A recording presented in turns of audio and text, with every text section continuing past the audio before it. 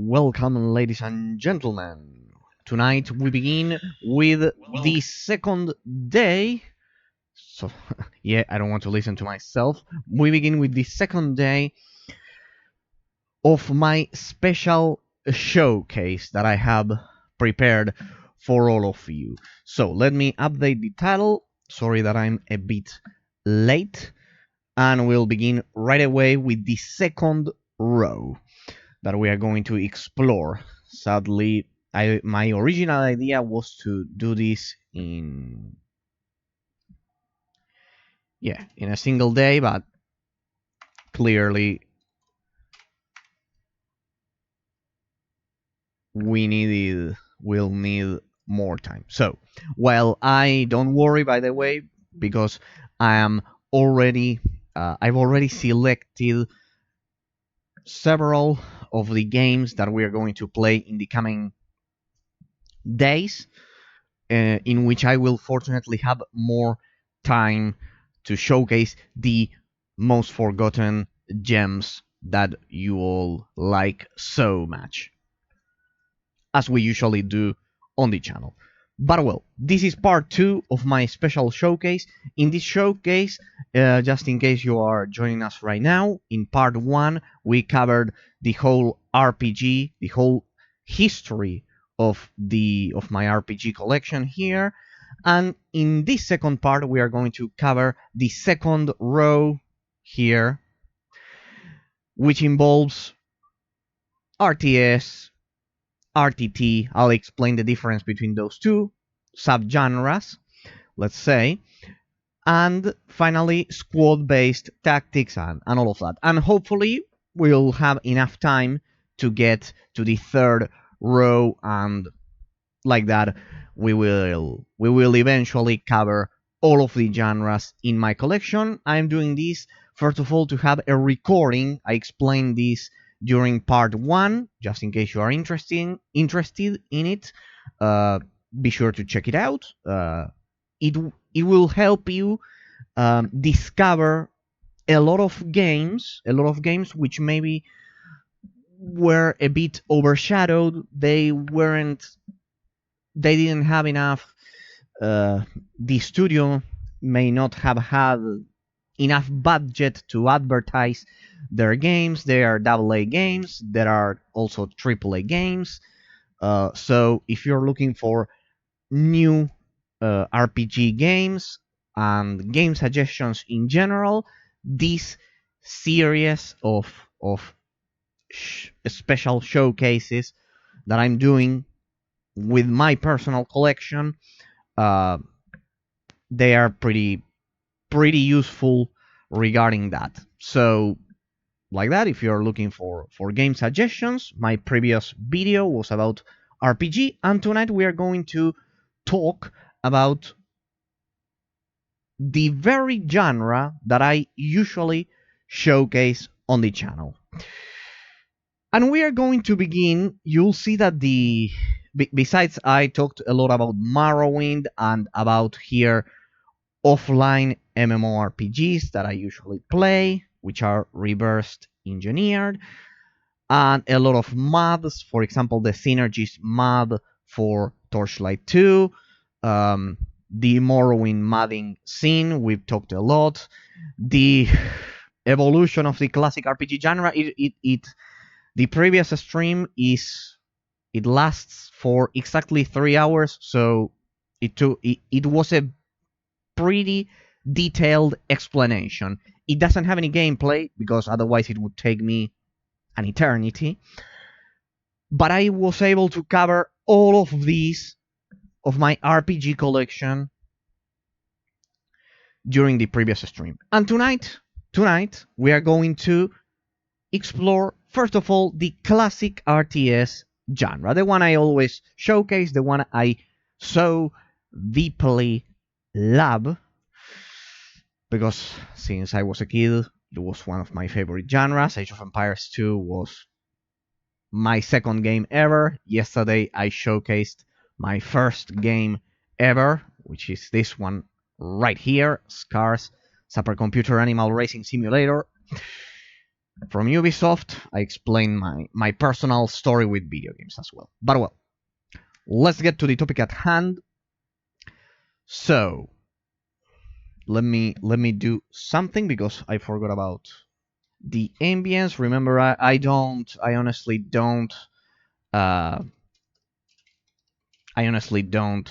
edit my streams, and it would be a pity, a real pity, that someone was interested, if someone was interested in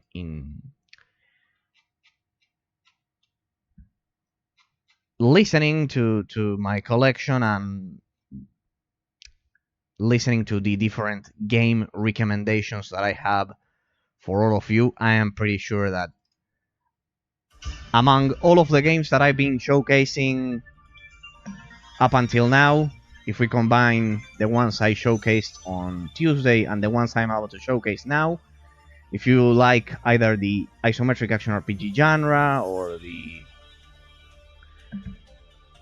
modern RPG genre or the classic RPG genre, I am pretty sure there's at least 1, 2, 3, or even more games that you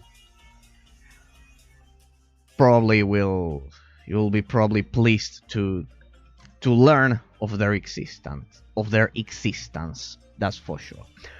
We begin with the RTS genre, the second row, second day of showcase. And we are going to begin with this one, my copy of Warcraft 3. Now, you must be wondering, is that the reforged version or is it the classic version? It's the classic version, indeed. The classic version looks awful, Eraser. No, not in this case, because this one has a mod. This one is also one of those cases that I've been commenting that I would highlight. My copy of Warcraft 3 Reign of Chaos, which I played on the hardest difficulty, which is hard, and that's because the reforged version, you should know this, the reforged version of Warcraft 3, the difficulty is toned down, but a lot.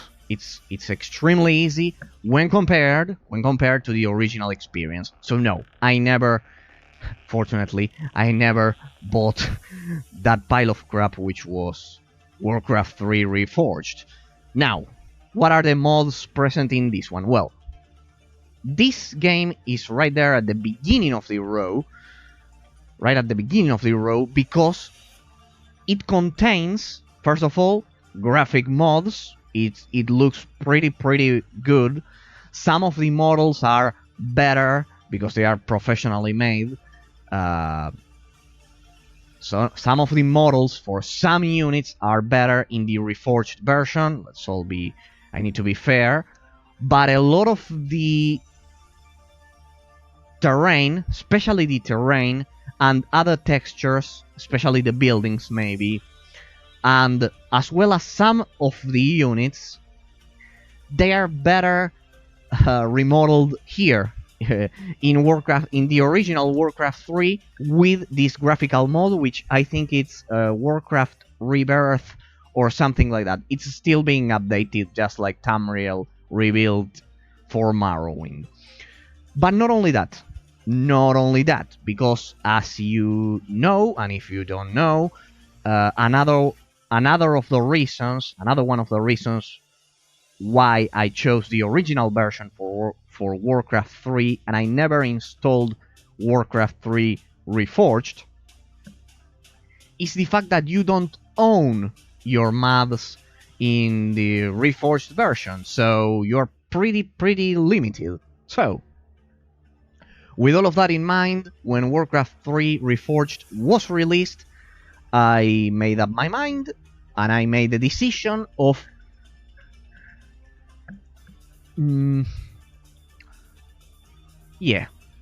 reviving my original copy of Warcraft 3. I had the my original campaign from 2003 completed. Also the ones that I did after afterwards I completed the game several times. On hard mode, it's a pretty difficult game. I think it's the most difficult RTS of all time.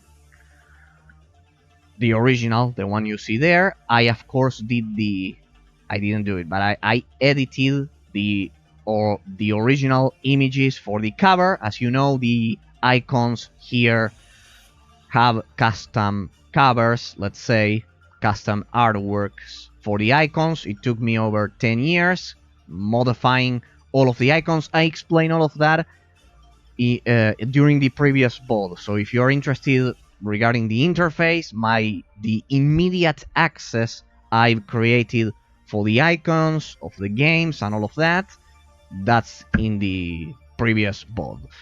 Just in case you're interested, because if I repeat that all over again, it took me half an hour last time, so I cannot do that again. It's not a matter of that I don't want to do so. It's because it would take another 30 minutes, just like it took last time. Well, custom cover, graphics mods, but the most important thing is that this copy has 4 mods. It has more than 4 mods, but it has 4 mods among the rest of the mods, which contain the original campaign for Warcraft 1 for the humans, for the orcs, the original campaign for Warcraft 2, the humans and the orcs, the original 4 campaigns with revamped graphics. Right? Yes, I can play Warcraft 1 and Warcraft 2 with the graphics of my modded Warcraft 3 graphical interface and all of the retextured models. So this one is actually Warcraft 1, 2 and 3, all with new graphics. You can also play Skirmish with the new graphics. The terrain looks pretty good. Highly suggest you check out the Rebirth mod.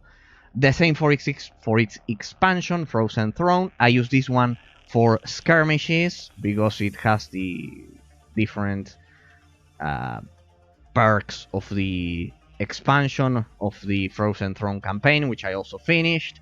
I played these 2 games a lot, and you don't be afraid of installing the original Warcraft 3 and not the reforged version. You install that with the Rebirth mod plus Warcraft 1 and Warcraft 2, the modded campaigns, which you can play with the Warcraft 3 engine and with all of the graphical mods.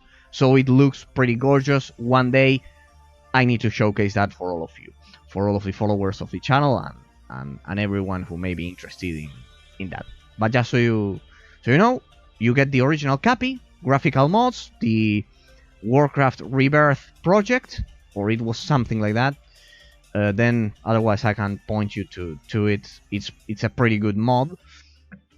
It's not finished, but most of the textures have already been replaced by now. And finally, the 4 mods, the 4 campaigns, orcs and humans, and orcs and humans for Warcraft 2, for Warcraft 1 and 2. Alright, we get to StarCraft. That's why that one is at the beginning of the row, because this one actually contains Warcraft 1, 2 and 3.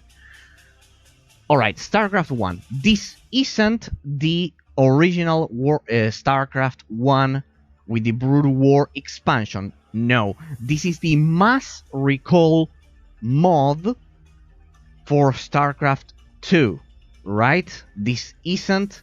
I had the original copy for Brood War. I finished Brood War with the original graphics, kind of like the original engine, everything, the original gameplay experience long ago, several times, once again. But I've decided that the pathfinding for StarCraft 1 nowadays, it's way too clunky for me to enjoy. Remember that I usually enjoy playing against the artificial intelligence a lot. Besides the artificial intelligence for the skirmish mode in StarCraft 1 isn't that good. It was clearly focused around multiplayer, so I decided to install the mass recall mod for StarCraft 2. This one is a separate copy. It's difficult to explain for those of you who maybe used to just launch StarCraft 2 or StarCraft 1 remastered separately. No.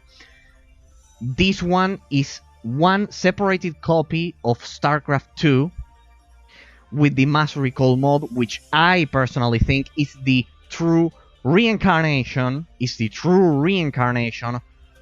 StarCraft 1 Brood War. This one is completely fan-made by the community. It's gorgeous. It's the true reincarnation of StarCraft 1 and not the horrible thing they did with StarCraft 1 remastered. So no, yeah, with the Brood War expansion as well. Now, this one, just so you have an idea, the mass recall mod contains the original story for StarCraft plus Brood War. It has the 6 campaigns with the StarCraft 2 engine, but it looks pretty unique. It looks gorgeous. It plays gorgeous with the pathfinding of StarCraft 2. As I've said, I finished StarCraft 1, the original, with the Brood War expansion back in the day with the clunky pathfinding and all of that. Of course, it's probably the most influential RTS of all time, but nowadays I'd rather recommend installing the Master Recall mod with a separate copy of StarCraft 2. StarCraft 2 is currently free to play. You just download the game files and you apply the Mass Recall mod. As easy as that. And then I did the custom artwork, of course. It was difficult finding an image with the proper resolution, but there you go. And then I have a separate copy, of course, with the StarCraft 2, the real StarCraft 2. And, well, that way I can play the 6 campaigns for Brood War with updated graphics and with what I think is the true revival of the original and legendary story of StarCraft 1 and the Brood War expansion. StarCraft 2, this one is the standard edition, the 3 campaigns, Wings of Liberty, Heart of the Swarm, and Legacy of the Void. Pretty much, this is my real, let's say, copy of StarCraft 2, right? But they are absolutely separated. This one is for the mod, just so you can apply the mod, you use this one, and then you use another one for the real StarCraft 2. And that way you have both of them with the same engine, with the graphics updated, unlock frame rates, blah, blah, blah, blah. Perfectly playable. That's what I would personally suggest. If you want to have the original experience, that's perfect, but as I've said, the pathfinding, I find it clunky. Contrary to Warcraft 3, that's something personal for a lot of different reasons. And second of all, you can play skirmishes with the... It would be great to be able to play skirmishes with the Mass Recall mod, as if it were Brood War, but no. As if it was Brood War, but no. No, I use this one for the skirmishes and the commander mission and the allied commander missions and all of those things. Right. Age of Empires 1, the definitive edition, pretty much. The pathfinding is not perfect, but while the pathfinding is not perfect, this is still the best edition you could possibly get, because the original was absolutely unplayable. There's no point in trying to get the original game. The definitive edition certainly did a great job, and what most people don't say is that with a lot of the updates, they have somehow fixed the pathfinding. It's true that it's not 100% fixed, but they were able to somehow polish it.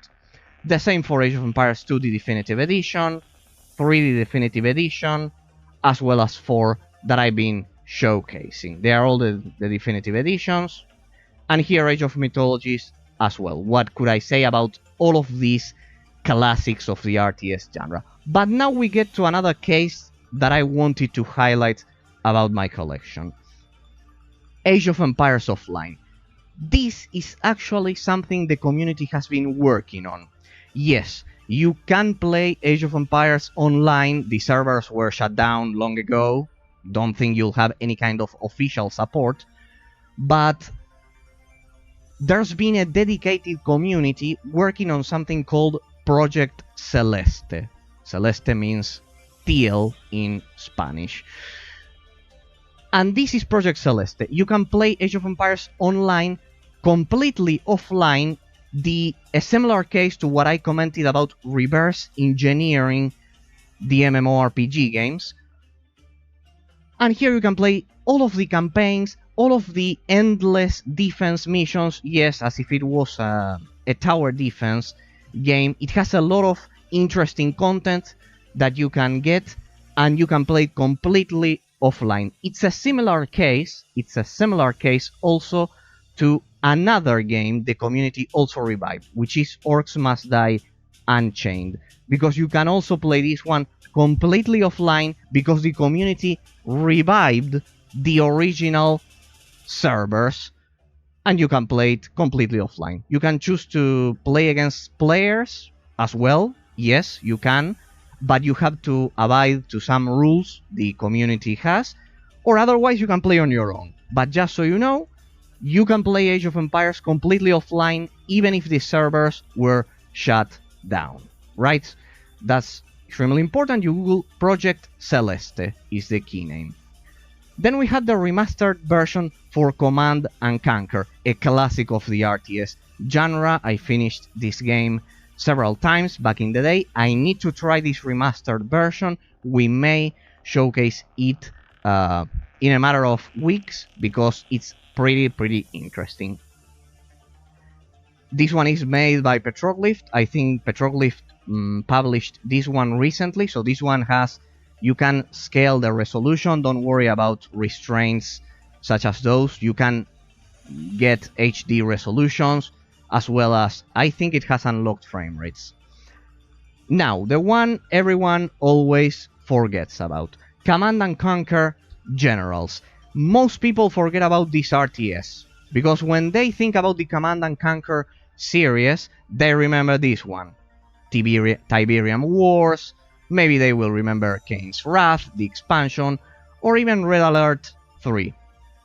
This one, Command and Conquer 4, is the infamous and the swan song, a bad swan song, I must add, of the Command and Conquer series. But everyone always forgets about the Command and Conquer's Generals entry. This is the expansion, which is the 0-hour expansion, but most people always forget about those. You can play these two without modding them, if my memory serves me right, just as I told you that you should totally mod Morrowind on Tuesday. I think these ones have unlocked resolution and unlocked frame rates right out of the box. Right off the bat, you can play them without any kind of modding at your HD resolution and using HD unlocked frame rates. Sorry. Then we have Tiberium Wars, absolutely needed. This one, I think the engine was locked at 30 FPS. Keep that in mind. This one doesn't have unlocked frame rates. If you try to unlock the frame rate, I think that will interfere with the physics, so I don't recommend that. Just as I recommended on Tuesday, unlocking the frame rate for a lot of the games I've been showcasing, I don't recommend you unlock the frame rate for this one. No. It will mess with the physics and it will certainly affect your gameplay. Then we have Kane's Wrath, of course, the expansion, pretty important. If you've been following the story of Command and Conquer, and if you could bear the 30 FPS gameplay, play that one. and I think all of them have 30 FPS. I finished this one, by the way. I finished Tiberium Wars on the highest difficulty, but I never got to play Kane's Wrath. I should totally do that, because that game, I've heard, it's absolutely legendary. Command and Conquer Red Alert 3, the same. I think the frame rate is locked at 30 for all of those. So yeah. Command and Conquer 4, the infamous end of the Command and Conquer series. So this one, if you research a bit about this one, you'll realize this game is absolutely hated by the community. They absolutely hate this game. I think it could have been worse. It's not a good Command and Conquer game. It could have been worse, but it's not something. It's not a disaster. Let's say it's not an outstanding game. It's not a game that you will say, I'll remember this one for the rest of my life, but I don't think it's as bad as the community says. It's absolutely hated, so don't say it loud that you are going to play this game, because people will hate you. But I don't think it's a bad game. Now being serious, I don't think it's a bad game, honestly. It's not perfect, but it's not a bad game. Spellforce. The Spellforce series, it's a very interesting case, because this is a perfect blend between RTS and RPG. I highly suggest you try this game if you liked this one. If you liked Dungeon Siege, it's highly probable that you will like Spellforce. Yes. If you played that, and the other way around, if you liked Spellforce, you will like Dungeon Siege. Most probably. 90% probability. Because they both mix RPG and RTS elements. So maybe the RPG elements are heavier here in Spellforce, but I highly suggest you try them. Spellforce 1, 2, it has a lot of games and expansions, so let's go over them so you don't get confused. This is the Platinum edition. I think it's from GOG. They sell this Platinum edition, and it contains all of the expansions for the first Spellforce. Remember to get the Platinum edition. It has a custom artwork with the main antagonist and the protagonist.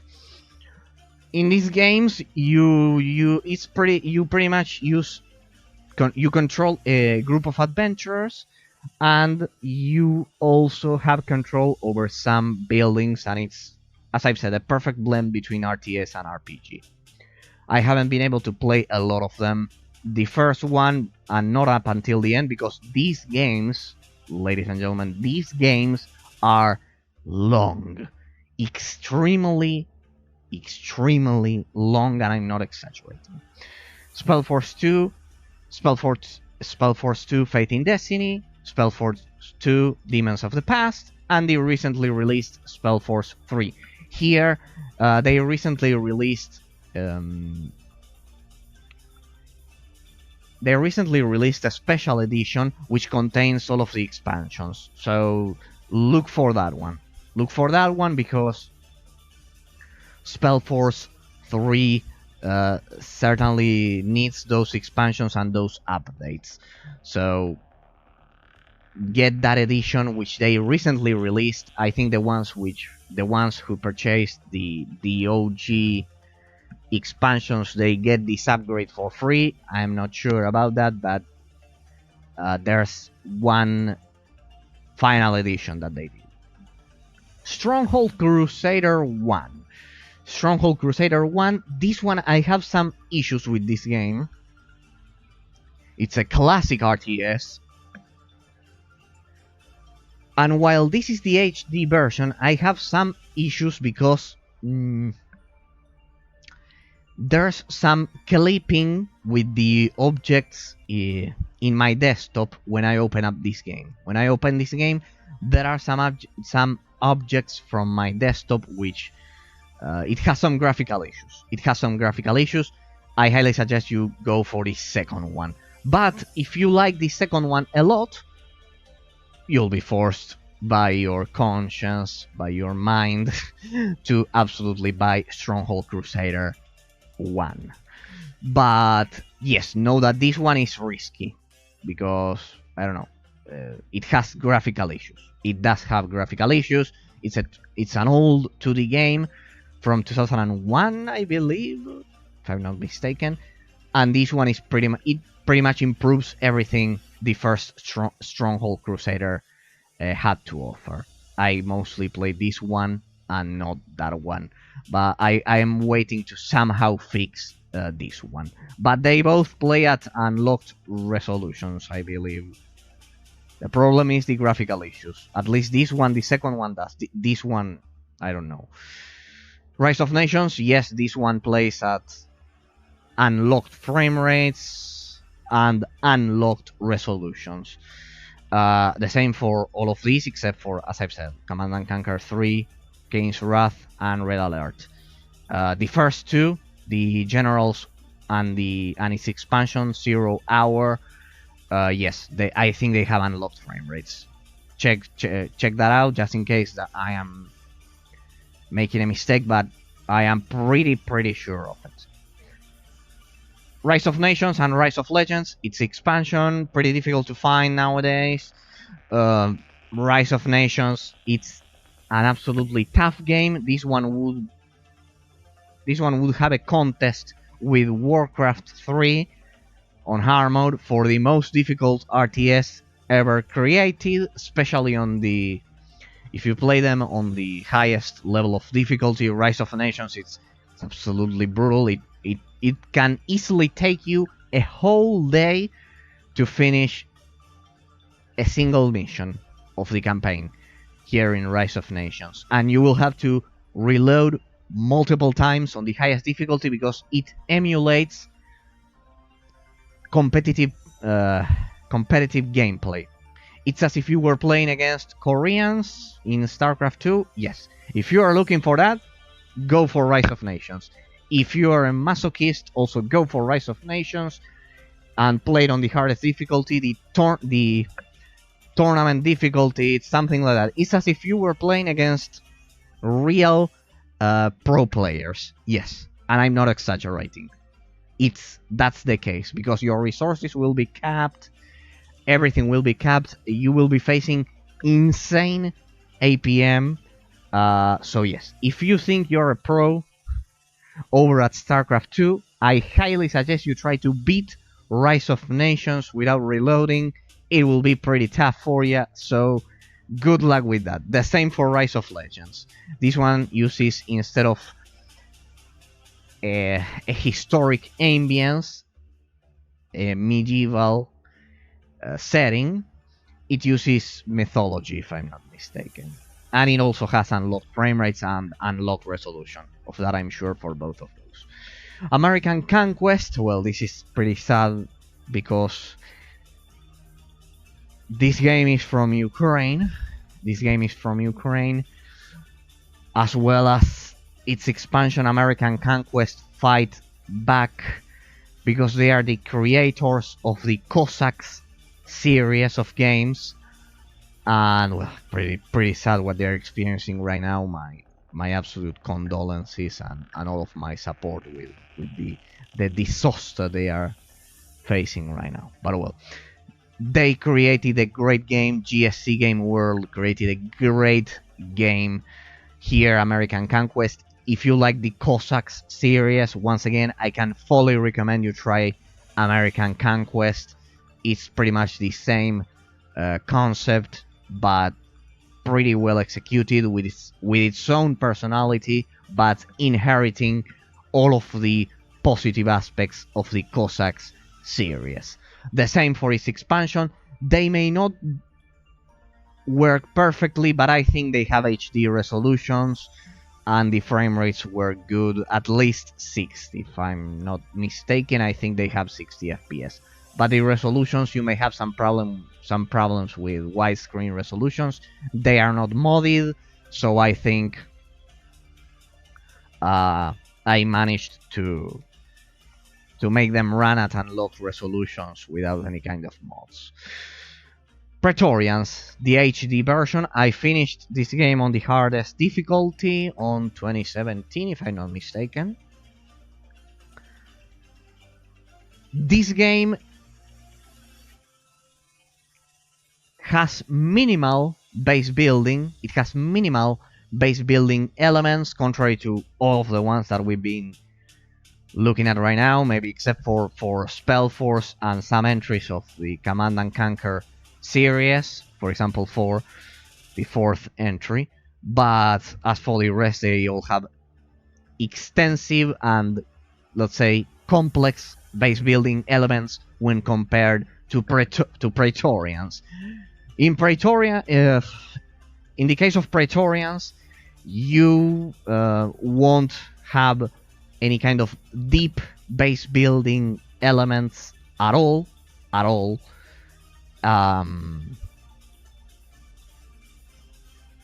It's, I would even dare to say, it's somehow similar to the Total War series. Not because it has real-time tactics elements, because it doesn't have real-time tactics elements. It's like Age of Empires, but with the population density, the population cap, let's say, because not the cap, because the cap is 200, I think, or something along those lines. It's not like Total War, but the population density of Total War, if you know what I mean. I don't know how to explain it, but you control groups of units, and there are several units in each group, and you kind of like control battalions. And with those battalions, you fight. That's pretty much the idea. And, well, you can somehow rebuild your battalions. You can somehow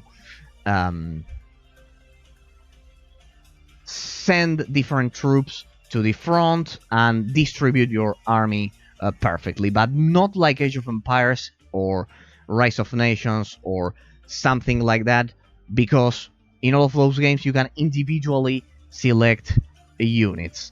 In the case of Praetorians, no, you select huge battalions of units and you move them as if they were a single unit. That's the main difference.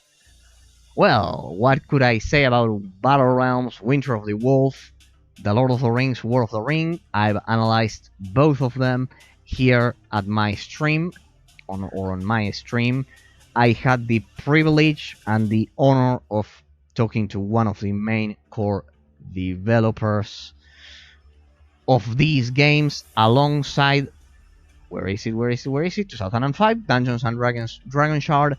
They are the 3 classic RTS games developed by Liquid Entertainment. And as I've said, I'm absolutely proud of having showcased and finished all of those games on hard mode.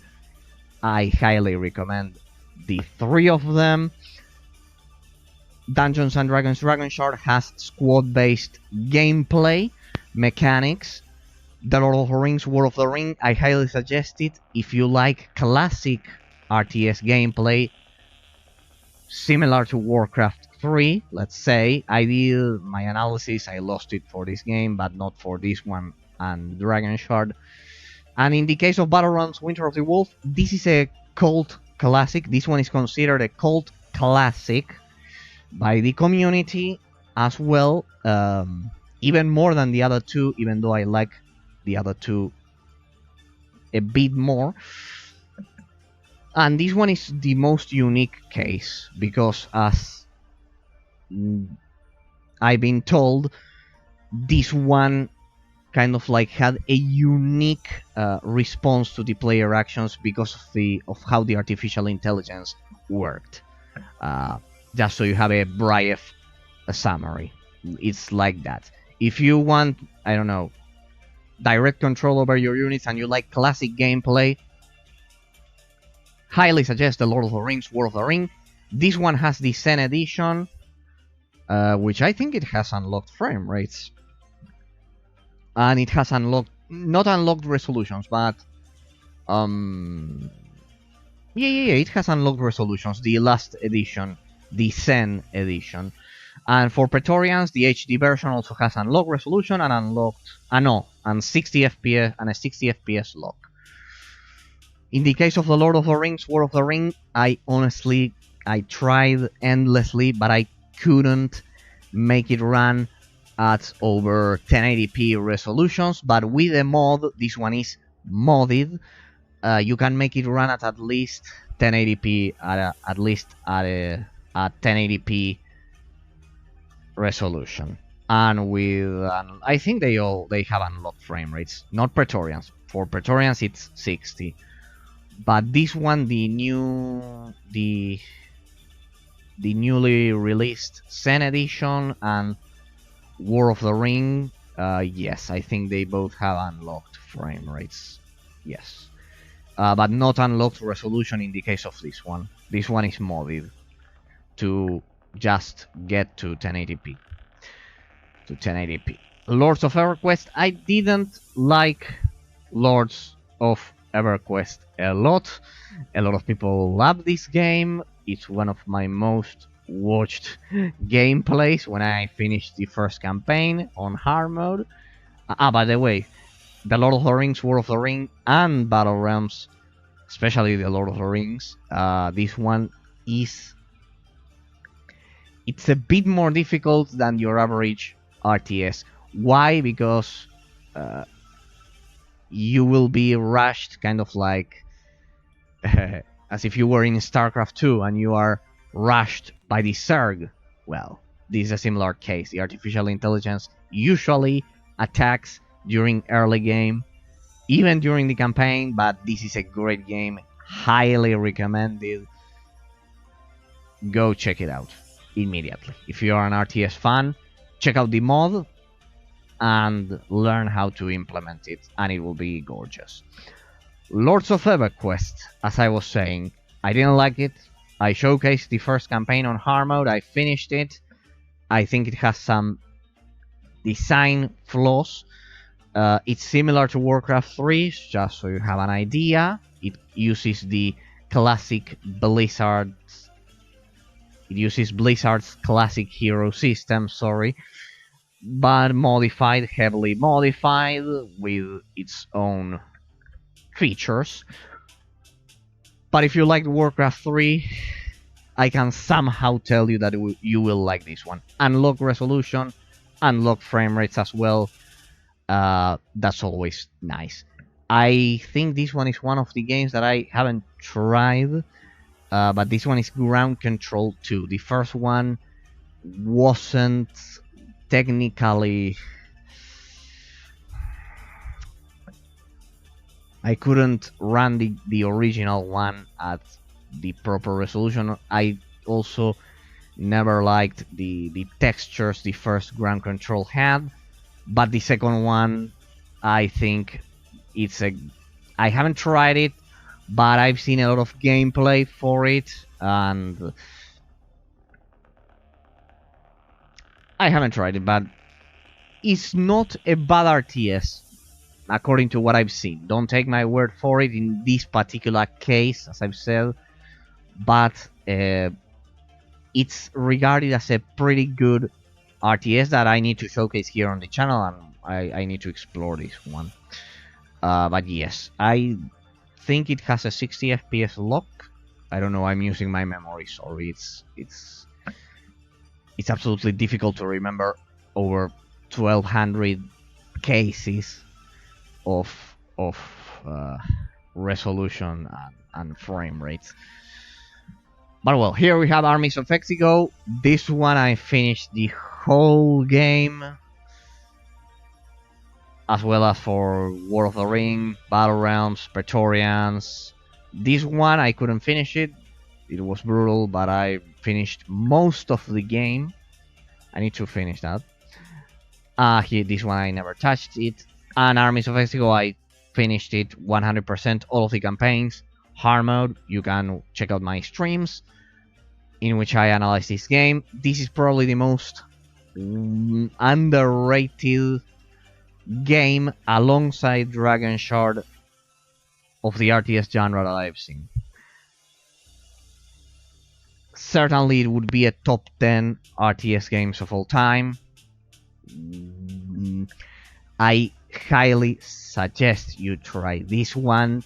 Pretty much I would say mandatory. You won't find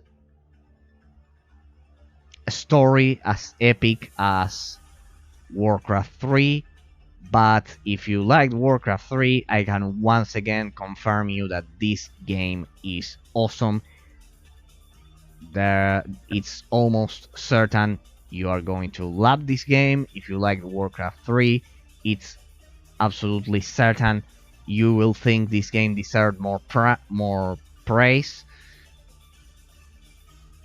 It will be absolutely certain that you will tell all of your friends if you are an RTS veteran and you have RTS and you have friends who are RTS veterans as well, that they should totally play this game. I awarded this game, I think, an A. Could it be? Almost the highest qualification. But I was very hesitant. It was top of the line gameplay. It was a great RTS. Long, hard. It lacked a bit of epicness. The story is not as epic as Warcraft 3, but that's pretty much the only difference. Regarding the gameplay, regarding the revolutionary two-layer system this game had, yes, I can totally recommend you Armies of Exego, made by Electronic Arts.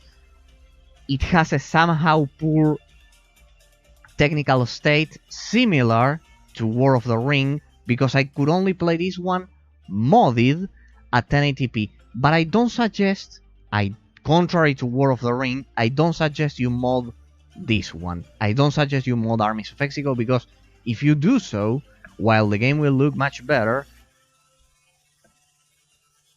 there's a bug with the mod which is going to cause the game to not crash, but it will prevent you from accessing the second and the third campaigns, the Fallen and the Beasts campaigns. And well, it'll happen to you what happened to me, that you will finish the first campaign, you'll say, yeah, I made it run, I managed to make this game run at 1080p, it looks pretty, it's the best, you should all mod this game 100%, and then when you try to access the second campaign, it will disappear. Yes, the menu for the second campaign will disappear. I'm not joking. That's what happens if you install the mod. So I suggest you don't mod this one. I modded my copy. I had to reinstall the game without the mod, so this one isn't modded. Great game. Try it regardless of the resolution. It has unlocked frame rates. That's something positive. Try it regardless of the resolution. Try it regardless of the resolution. 100%. This is it's an underrated jewel of the crown of the RTS genre. This is top of the line. Just as I commented to all of you about Morrowind, modding Morrowind, and that it was a legendary game, as well as I mentioned on Tuesday, the case of Dungeon Siege 3, please, play this game. You can thank me later. Play this game. It's played with a controller. It's an isometric action RPG like Diablo. I know it's a sacrilege for a lot of people playing an isometric action RPG such as this one with a controller, but that's simply how it was created, and it's a great game. It's a 10 out of 10 experience. you can thank me later. Alright. Oh, and we've arrived to... First of all, I love this custom artwork I selected for this one, as well as for Armies of Exigo and all of the previous ones, but especially this one. I love it with the Space Marine, with the Blood Ravens. Right there.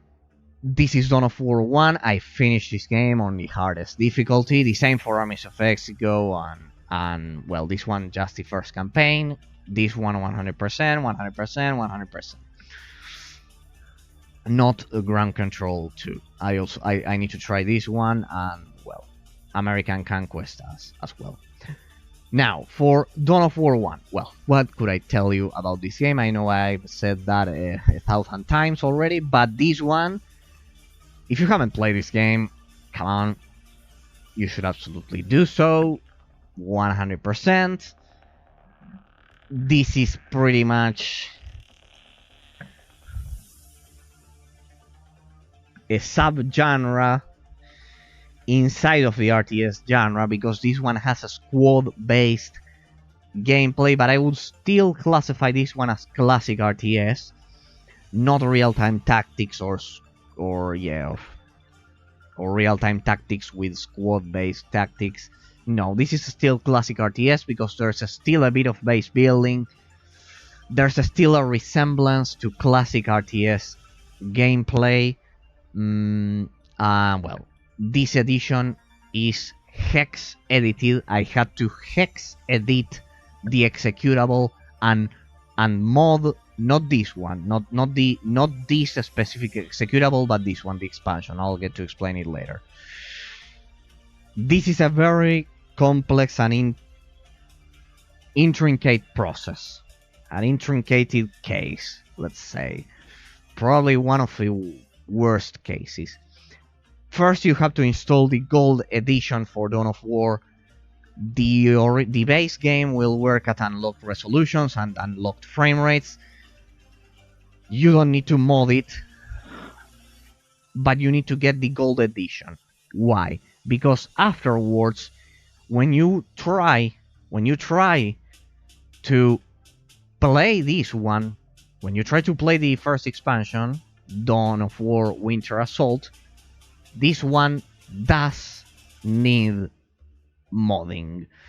You need to hex edit this game. I hex edited this game to play it at unlocked resolutions, otherwise it doesn't work. This one will work, this one won't. I finished all of those, by the way, on hardest difficulty, but if you want to play them at unlocked resolutions, this one, you will need to hex edit the executable.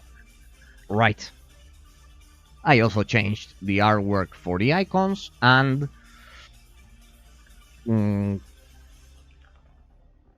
besides modding Winter Assault just to play it at 1440p or unlocked resolutions, I also modded Warhammer Dawn of War 1 with HD textures, because some of the textures in this game can look extremely muddy, outdated, and with this, it's a small HD mod for the models of the units, and it looks absolutely gorgeous.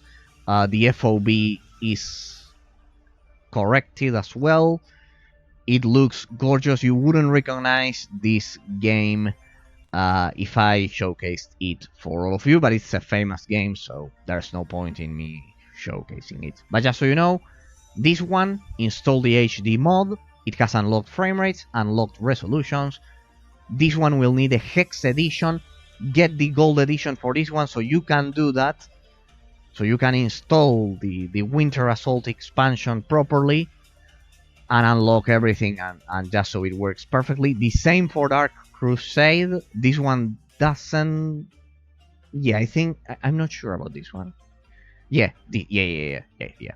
This one needs modding as well to work at unlocked resolution. So this one is also modded. The one which isn't modded is this one, is Soulstorm. This one has native support for for unlocked resolutions and unlocked frame rates.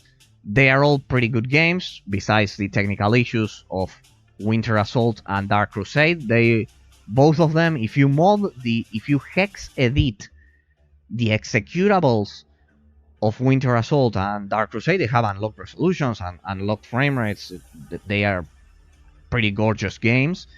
They are pretty incredible. Don't expect long campaigns in the case of Winter Assault and Dark Crusade. If you want a longer campaign, grab the original one. But this one has a short campaign, two short campaigns, Order and Chaos. There's a bug during one of the missions in which you will begin without resources, but you can get around the mission pretty easily. You can finish the mission, and I think there's a way of actually making it work. I cannot remember, but there's a way. Dark Crusade, it's just the classic conquest mode. This game probably is the original conquest mode creator, the creator for the conquest mode in all RTS games. It's the first one I remember with conquest mode, the one in which you have kind of like a huge map of the earth or your battlefield, and you simply play skirmishes in each territory. You know what I mean? Similar to the case of Star Wars Empire at War. But well, great game. I highly suggest you try it. I've finished these 3. I am waiting to finish Soulstorm, because Soulstorm is the same case as Dark Crusade, conquest mode. The campaign is actually conquest mode, and it's similar to Total War. Yeah, it's similar to Total War in that regard, not regarding the gameplay. Regarding the gameplay, it's classic RTS with squad-based mechanics and some light real-time tactics elements. Remember, as I always say, there's a difference between the RTS genre and the real-time tactics genre. There are mainly 2 things to consider when classifying a game, if it's RTS or real-time tactics, if it's real-time strategy or real-time tactics. First of all, real-time tactics, it doesn't have base building. It's the case of the Total War games. It's the case of Company of Heroes. That's why I have these sub-genres. That's why I have the strategy row divided into sub-genres. Classic RTS, real-time tactics, and this one would be squad-based real-time tactics, which is different to these ones because these ones are grand strategy with real-time tactics. Now, the main 2 differences I was commenting. First of all, in real-time tactics games, Total War, you don't have base building elements. The classic gameplay from all of these games is lost. There's no base building. And second of all, in real-time tactics games, positioning on the battlefield is absolutely critical. It's absolutely critical. In a Total War game, think about a Total War game if you played any of them. If you get attacked by cavalry, if you get flanked by cavalry on the rear, or by the size of your formation, you're pretty much dead regardless of how good your units may be. There's no base building, so it's absolutely critical. If you eventually get surrounded and you get attacked, as I said, by the rear, by artillery, I don't know, by a squad of infantry in the case of the original Rome Total War, you're pretty much dead, you lost, that's it. Even if you have a great army. If you get flanked, you are dead. You are toast. Positioning on the battlefield determines victory, and there's no base building. In the case of Warhammer, well, it blurs the line a bit because it has a cover system, so positioning on the battlefield is partially relevant, but it's not. It will not determine victory 100%. It still retains some of the classic RTS elements. There is base building, there are technological advancements while playing skirmish, which isn't the case for the Total War games, for the real-time tactics games. So in the end, it was a bit tough, but I decided to place the Dawn of War series as classic RTS games, even though I admit they partially use a real-time tactics system, but that is the case for a lot of other real-time strategy games, which don't have enough elements to be independent from the real-time strategy genre, because they still retain base building to some extent, even if it's limited. They still retain base building, and they still aren't affected by positioning on the battlefield 100% like Total War, if you know what I mean. Yes, cover will help you. Cover will definitely help you in Dawn of War, but it won't determine the outcome of the battle 100%. Because maybe you don't have cover, but your race is technologically advanced. Or, for example, you use the ability which makes Space Marines jump right into cover. There's an ability which you can use and simply engage them in melee, and well, the cover wasn't useful in the end because your troops couldn't use ranged weaponry at all. Those craters, kind of like in the maps that you usually see in Dawn of War. So, real-time strategy, but with some real-time tactics elements. I think that for the previous ones, I don't remember any real-time tactics elements. Not even for Praetorians. I think that here it doesn't matter from where you attack the enemy or where you're attacked from, the direction you're attacked from. No, these are all pure real-time strategy games. The only one here up until now which blurs the line a bit, it's this one. It's the Dawn of War series. The Lord of the Rings Battle for Middle-earth. These are so remember the mods. I've said only these two are modded. They are hex edited, the executable, not modded. The Lord of the Rings Battle for Middle-earth 1, 2, and Rise of the Lich King. Out of all of these three, the first one is the one which is in a relatively poor technical state, because you have to fix the resolution as well as the FOV. You have to mod the game, and I don't know if I think you have to also hex edit the executable. Not sure about that. I think, yeah, you have to choose either hex edit the executable or install a mod. And in the case of this one, you also have to correct the FOV if you do so. They have a 30 FPS cap, if I'm not mistaken. This one as well is the same case, pretty much. And this one, I think this final expansion is the only one which is mostly fixed.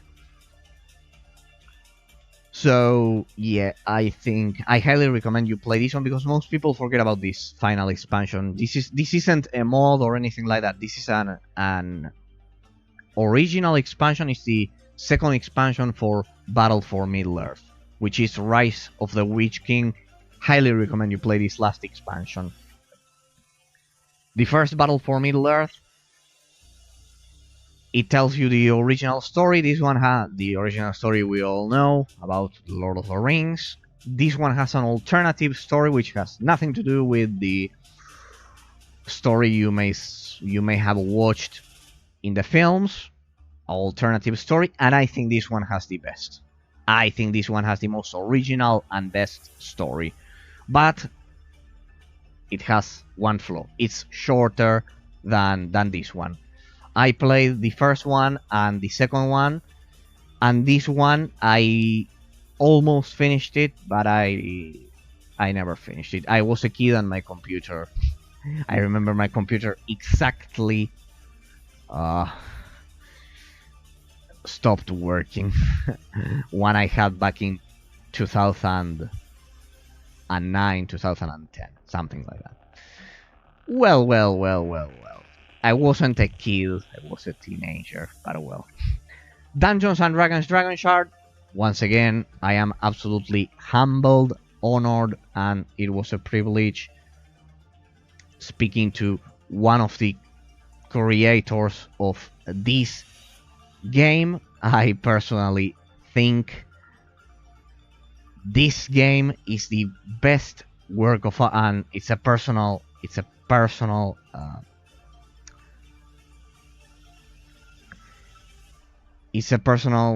not only pleasure, but also it humbles me that he's a follower of the channel. 100%, it's an absolute honor for me. This one is the best game, as I see it, that Liquid Entertainment created, the best RTS game that they created. This one uses a system similar, not the same, people try not to kill me, similar to Battle for Middle Earth. Because the base building mechanics are similar, because the unit movement is similar, but this one has something Battle for Middle Earth doesn't have, which is the two-layer system present in Armies of Exigo. Now, I should point out that I have the information firsthand when I spoke to one of the creators of this game, that they independently developed the two-layer gameplay system for the battlefield. At the same time, it was being developed by Electronic Arts for Armies of Exigo. Yes, it's one of those coincidences, but I can confirm it's true, because I was told it by the person who created part of the game, a lot of the enemies, and much more.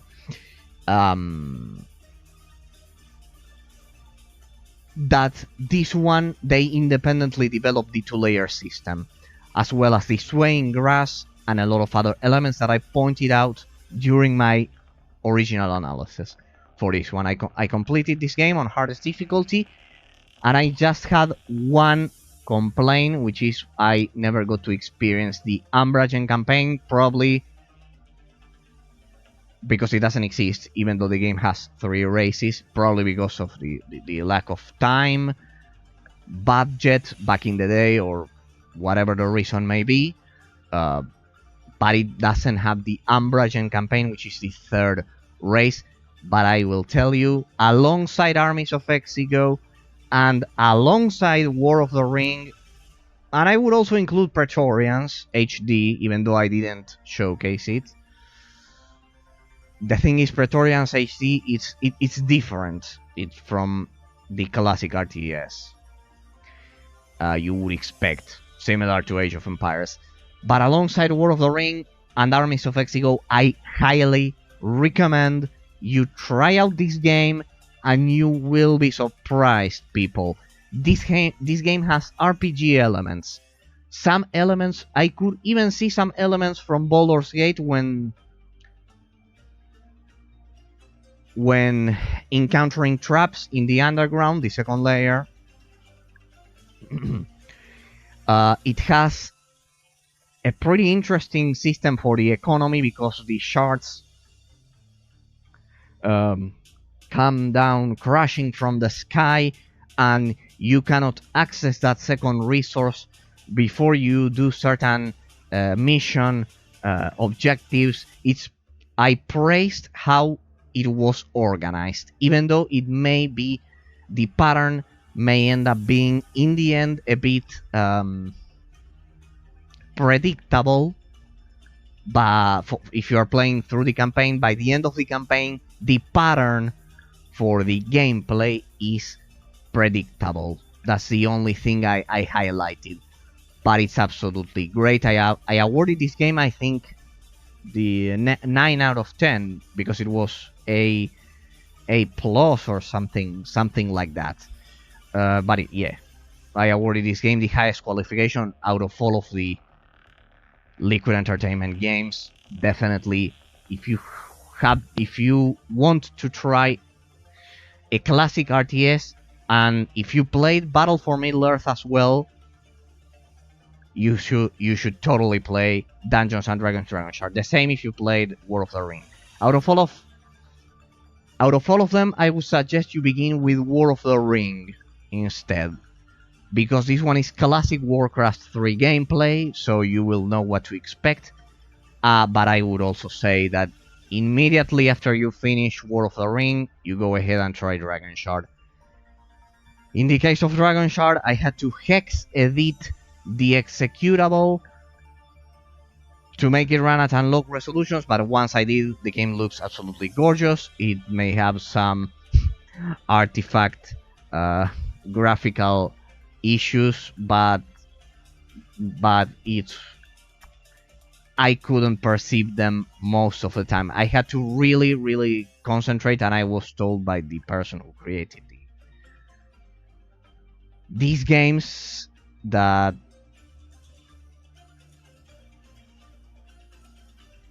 there were some artifacts, some kind of artifacts, if I remember correctly, yes. But I couldn't notice them a lot, of course.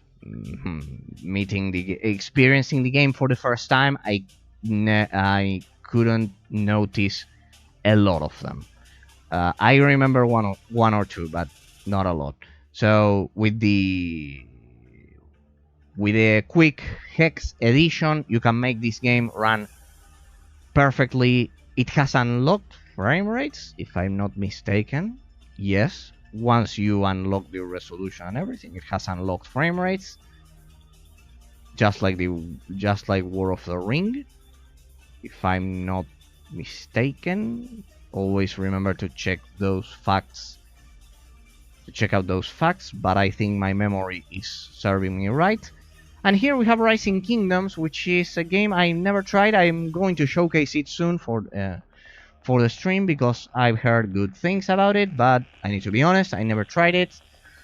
I wanted to try this one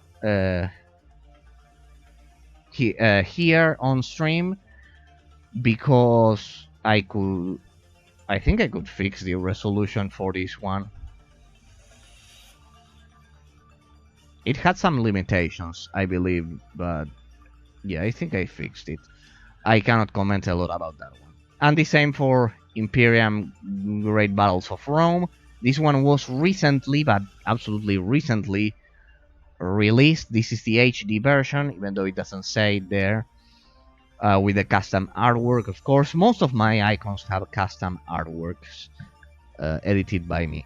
But well, yeah, this one I need to try it, because I think that since it's an HD port, I will be able to easily play it at high resolutions and unlock frame rates.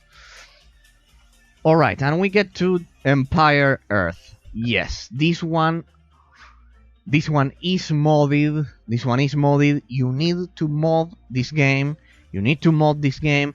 Fortunately, it's extremely easy. It's not the case of a hex edition like Dungeons and Dragons Dragon Shard or Winter Assault or Dark Crusade, even though it's a quick hex edition, but you can break the executable. I'm not trying to frighten you, but you can break the executables if you do a hex edition, but sometimes it's necessary. If you have patience, a bit of patience, and you are cautious, you can do the hex edition for those two. But in the case of Empire Earth 2, it's easy to mod. Yes, because the community has mostly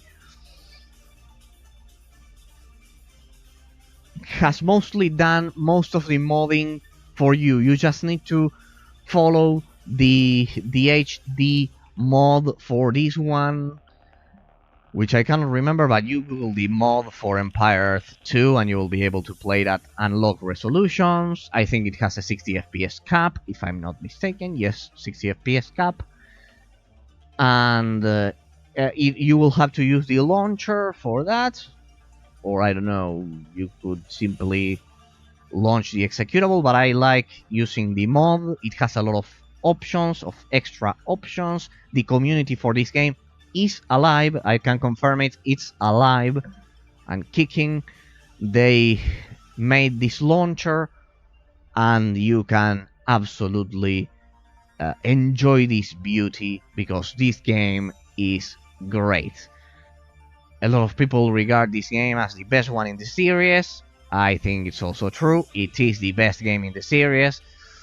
And Empire Earth 2, simply, you have to play this game. It's a cult classic. Even more than the first one and the third one. The community is still alive. Follow the instructions. This one is easy to mod. If you're looking for something easy to mod, this is your game. And you like RTS games, of course. And also, I should point out that this game, regarding the gameplay, if you install the mod, the technical part will be covered. You'll be able to play that unlocked resolutions and 60 FPS at least. But regarding the gameplay, this is a pretty interesting case. This is a pretty interesting case because here you go from being a caveman, from the dinosaur era, let's say, to the modern futuristic era, because they are not historically accurate. That's why I'm calling them like that.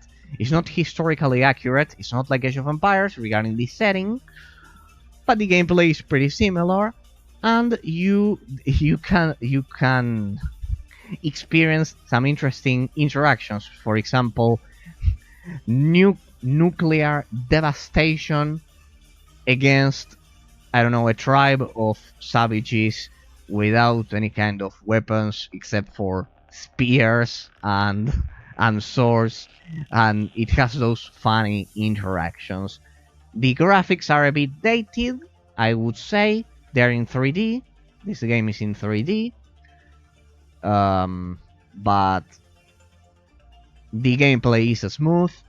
You can also alter the speed for the gameplay, which I highly suggest, so it's even more smooth. And yeah, you have those interesting interactions, going from an absolutely prehistoric era to the future. And it has those funny interactions between your armies, and you can see the difference. The difference between a technologically advanced army and a prehistoric army. Well, the controversial one, some wise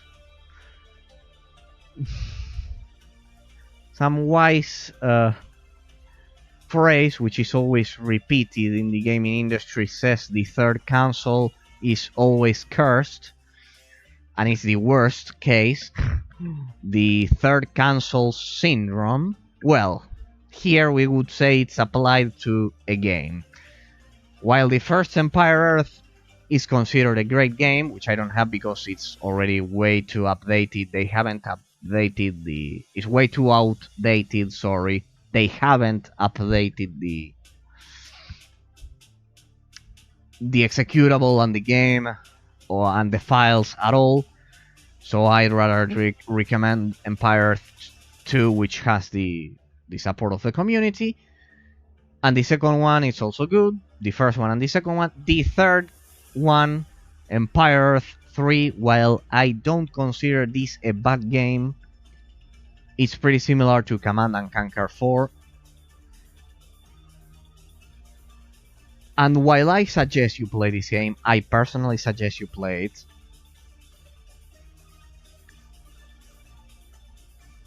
This game doesn't have the gameplay quality of the second one.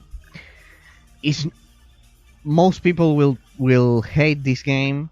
It's the same case as Command and Conquer 4.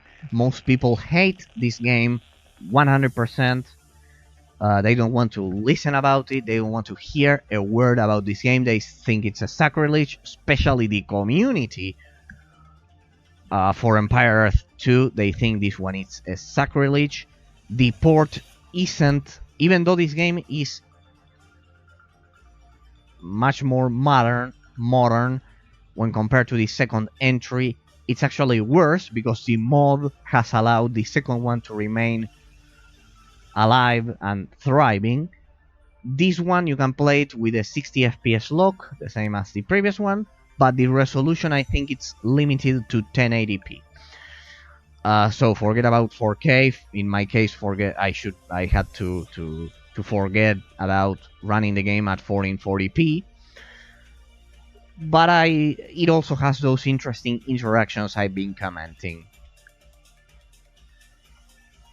of having some technologically advanced armies and some prehistoric armies clashing, and it's absolutely hilarious.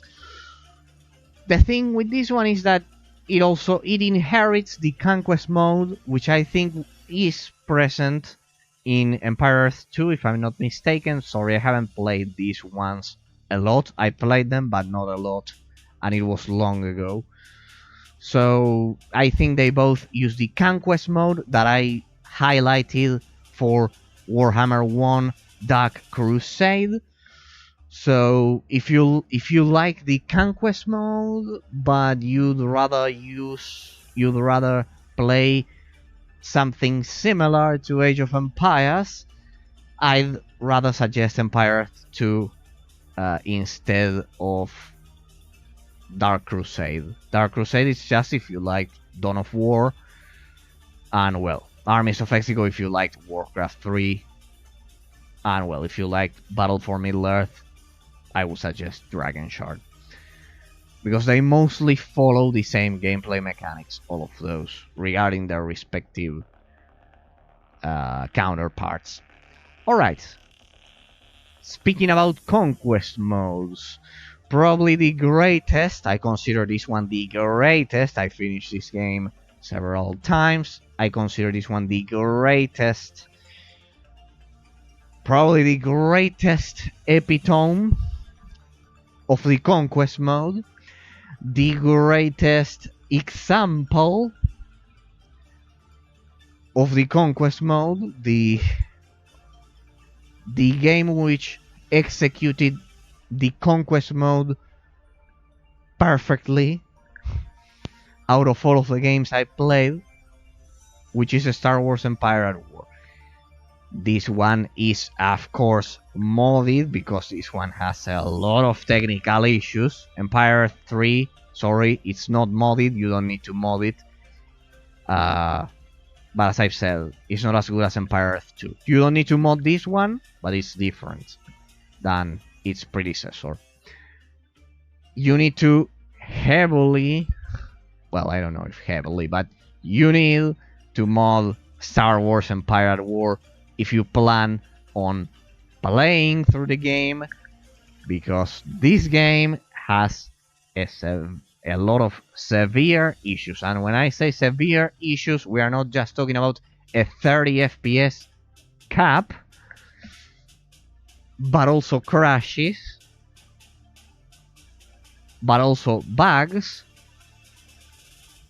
problems with the physics engine if you don't mod this game. So I highly suggest that if you even think about playing this game, if you don't want to experience crashes, if you don't want to experience 30 FPS gameplay, but with, it's not those cases in which the 30 FPS is bearable. For me, it's not bearable. It's never bearable at this point, but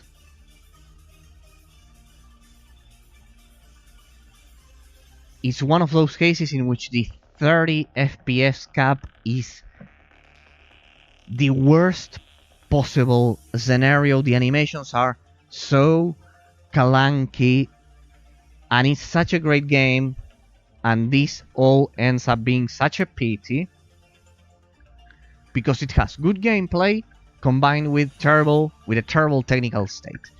You need to mod this game, and if you do so, just like me, you'll be able to play this game at 60 FPS. The animations are still hard-coded at 30 FPS, just like Tiberium Wars, but in this case, don't even try unlocking the frame rate because it will mess the physics. In this case, you can unlock the frame rate for the camera panning movements, but not for the hard-coded animations of the units. But it will feel much better. It will feel much better, and I can currently play this game at an unlocked resolution. That's right off the bat, right out of the box. You can play at unlocked resolutions. You just need to please fix the frame rate, otherwise you will not have a pleasant gameplay, a pleasant experience. As for the rest, this game, as I've said, the best game Petroglyph ever released. Absolutely mandatory playing this game. It's an absolutely gorgeous game for the time it was released in. And Empire at War has the best implementation of the conquest mode ever created. It's the best implementation, the best example, the epitome of a perfectly created conquest mode. If you liked the conquest mode present in Empire Earth or Warhammer, Dawn of War 1, Dark Crusade, as well as Soulstorm, well, this game was made for you. Congratulations. Also, if you liked Supreme Commander to some extent, this game was made for you. If you like the Star Wars lore, as I do, here you can see that I have as a moving wallpaper, I have Darth Nihilus. This game was made for you, literally. And its expansion, Forces of Corruption, expands upon the gameplay, the premise of the original Empire at War. But this one is interesting because this one has the it contains the character of Mara Jade, I think it was the name, which is a fictional character from the expanded universe of the Star Wars novels. And she was one of the apprentices of the Emperor during episode 4 and 5. It was kind of like a secret apprentice, similar to Starkiller and Vader for The Force Unleashed. And you get to play with her and a lot of the Star Wars characters from the expanded universe. I like that. I've always liked that this game uses the expanded universe lore. This one, no. This one uses the classic, the characters and the lore from the movies. But this one is pretty interesting. It also has its own character. This one has the best story that Petroglyph ever created, the best conquest mode Petroglyph ever created, the best gameplay mechanics Petroglyph ever created. Those two games are legendary. Go ahead, play them right now. What are you doing with your life? If you like the RTS genre, they are pretty much a must play. Ancient Wars of Sparta. Well, we get to a controversial case. I know I'm giving you a lot of details about these games, but I'm trying to be fast, just so this fall collection, just so it doesn't take us 4 or 5 days, but I think it's inevitable. Ancient Wars, I'm trying to be as detailed as I can, but also trying to cover all of the collection. Ancient Wars Sparta. This one recently, the remake for this game is currently in early access. They are reimagining this game with a modern engine. The remake version has, according to what I've seen up until now, it's still in early access. It has gorgeous graphics, gorgeous. They are absolutely gorgeous for an RTS, and but they are still working on it. So up until they finish it, they are also lacking a lot of modes, and they are not finished. Clearly, they are being a bit harassed by the community because of the fact that they are not finished by now. But well, you can always play the original. The original plays at an... wait, I forgot. So these ones have unlocked resolution and a 60 FPS cap once they are modded, right? So keep that in mind. This one, I think this one has unlocked frame rates. Yes, this one doesn't have a 60 FPS cap, if I'm not mistaken. Ancient Wars of Sparta, the original, a classic. This game is a classic. I also highly recommend you play this one out of all of the ones that I've been commenting. Especially if you liked Warcraft 3, just as I said that Armies of Exego was highly recommended. If you liked Warcraft 3, as well as War of the Ring and Lords of EverQuest, if you liked Warcraft 3, there you have 1, 2, 3, and this would be the 4th recommendation. With this 4th recommendation, let me highlight that this one doesn't have a fantasy setting. This one is historical, probably the only Warcraft 3 clone with a historic setting instead of a fantasy setting. If you like that, there's a plus. This one doesn't have as much content as Armies of Exego, but it's rather similar to War of the Ring, I would say.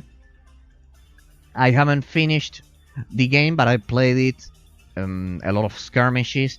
The thing is, I wanted to wait for the remake, even though I'm not sure I'm going to change the OG version for the remake, because I think the development is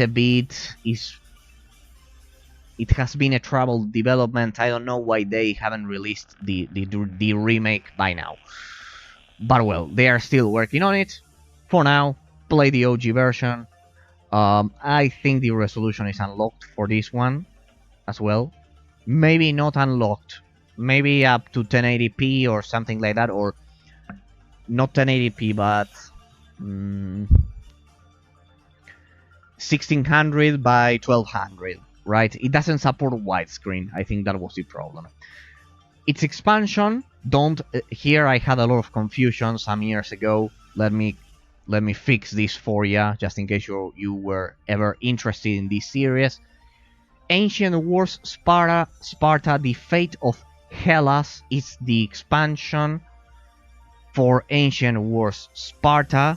They are not the same game. A lot of people think it's the same game because this game had different names for the European version and for the American version and blah blah blah. No, you want to look for Ancient Wars Sparta, and then the expansion is Fate of Hellas. Pretty much the same issue. If I'm not mistaken, 1600 by 1200, the maximum resolution. It doesn't support widescreen. And then we get to the Golden Horde. Yes, you get to play with the Mongols using the same engine. This is a totally different game, but it uses the same engine, the same gameplay mechanics. Everything is the same when compared to Ancient Wars Sparta. It's pretty much the same engine, the same gameplay, the same game. It could be the second expansion. I could even call this game the second expansion for Ancient Wars Sparta, but it's not. The Golden Horde, it's a separate game, right? A lot of people think this one is the second expansion. No, it's a different game. So you don't need the base game. I don't think you even need the base game for the first expansion. And then we get to this one, probably the most forgotten out of the Play Logic quadrilogy, because there's 4 of them if we count the Golden Horde. Sparta 2, Alexander the Great. I think this one does support unlocked resolutions, contrary to the previous 3. And this one expands upon all of the mechanics. It's kind of like the perfected version. It's a bit more difficult to find because it's much more forgotten. But if you try sites like My Abandonware or those sites, these are very obscure games, especially this one. I had a lot of issues finding this game because It's so forgotten that I don't know why everyone remembers only the first part and not the expansion, the second game, and then Alexander the Great. They are pretty much the same. If you like Warcraft with a Warcraft 3 with a historic setting, these 4 games, feel free to try them. Feel free to check out all of the information I am providing you, but I'm telling you the gameplay mechanics are pretty similar to Warcraft 3. Maybe the hero system isn't as evident or as relevant as in Warcraft 3, but pretty much they are the same. Regarding base building, regarding gameplay mechanics, they are pretty much the same. Well, we get to Paraworld. This one is a recommendation from a follower of the channel. I will always be thankful to him for that. And this game is pretty interesting. I will have to eventually showcase it, because I played some skirmishes once he recommended me this game. And this one combines dinosaurs with tribes, and it's pretty interesting because you use the dinosaurs as armored vehicles. Let's say they are let's say the humans are the infantry and the dinosaurs are, well, the tanks. I don't know how to put it, the vehicles, as if we were talking about Command and Conquer. However, this game requires heavy modding. Yes, this game requires you to do a lot of things which I don't think I can remember completely, but more or less.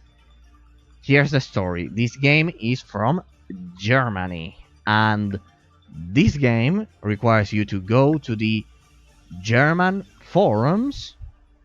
Everything is in German. I'm not German. I don't know how to speak German. I just speak Spanish and English.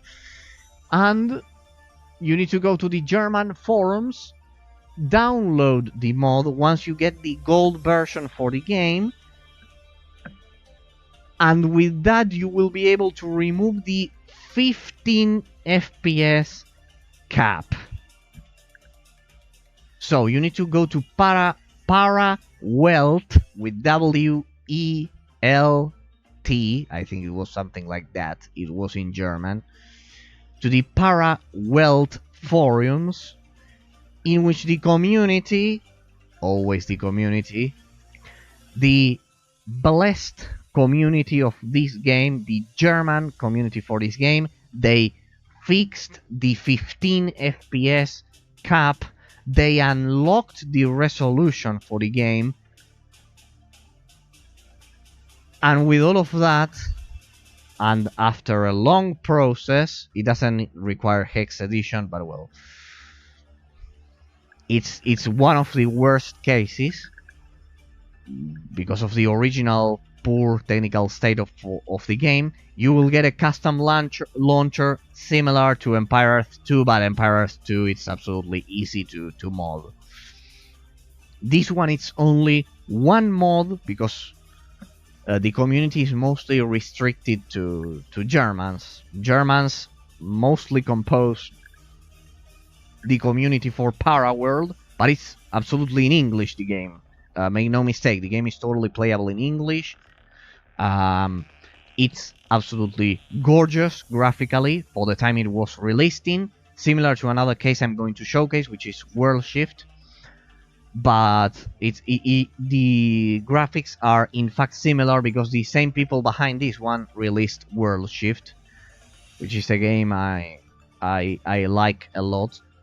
And I also liked Paraworld a lot because I didn't know the creators for World Shift were previously behind this one. So, as I always say, thanks, my eternal thanks to my follower, to one of my dear followers of the channel. This game is incredible. Once you fix all of the issues. Sorry, not 15 FPS, 25. The cap is at 25 if you don't mod the game. 25, not 15. 25. Now I remember. 25 FPS. Sorry. It's difficult to remember. Please understand all of the specific technical issues.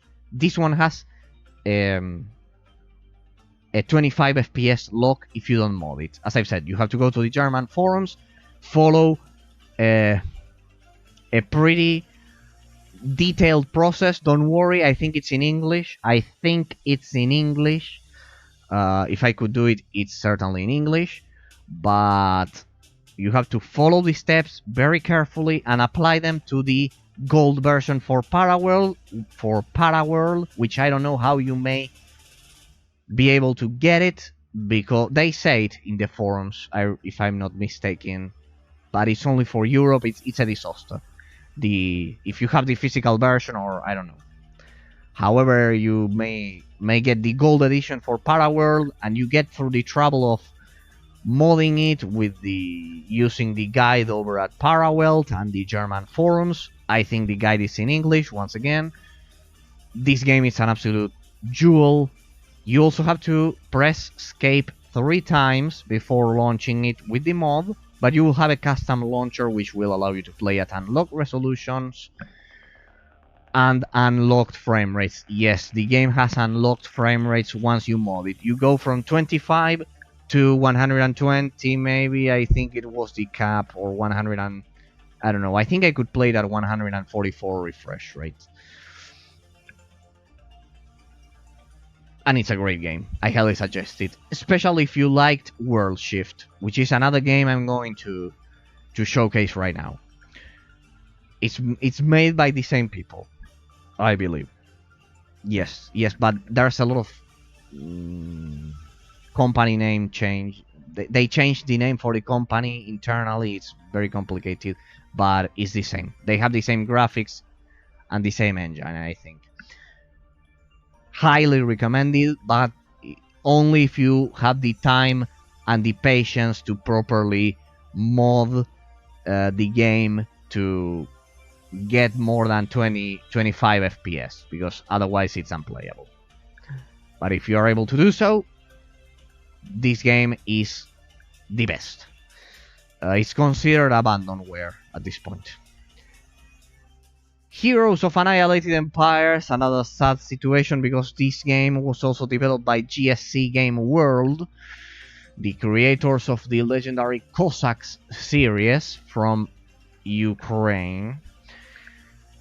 My full support once again. I played this game all the way up until the end.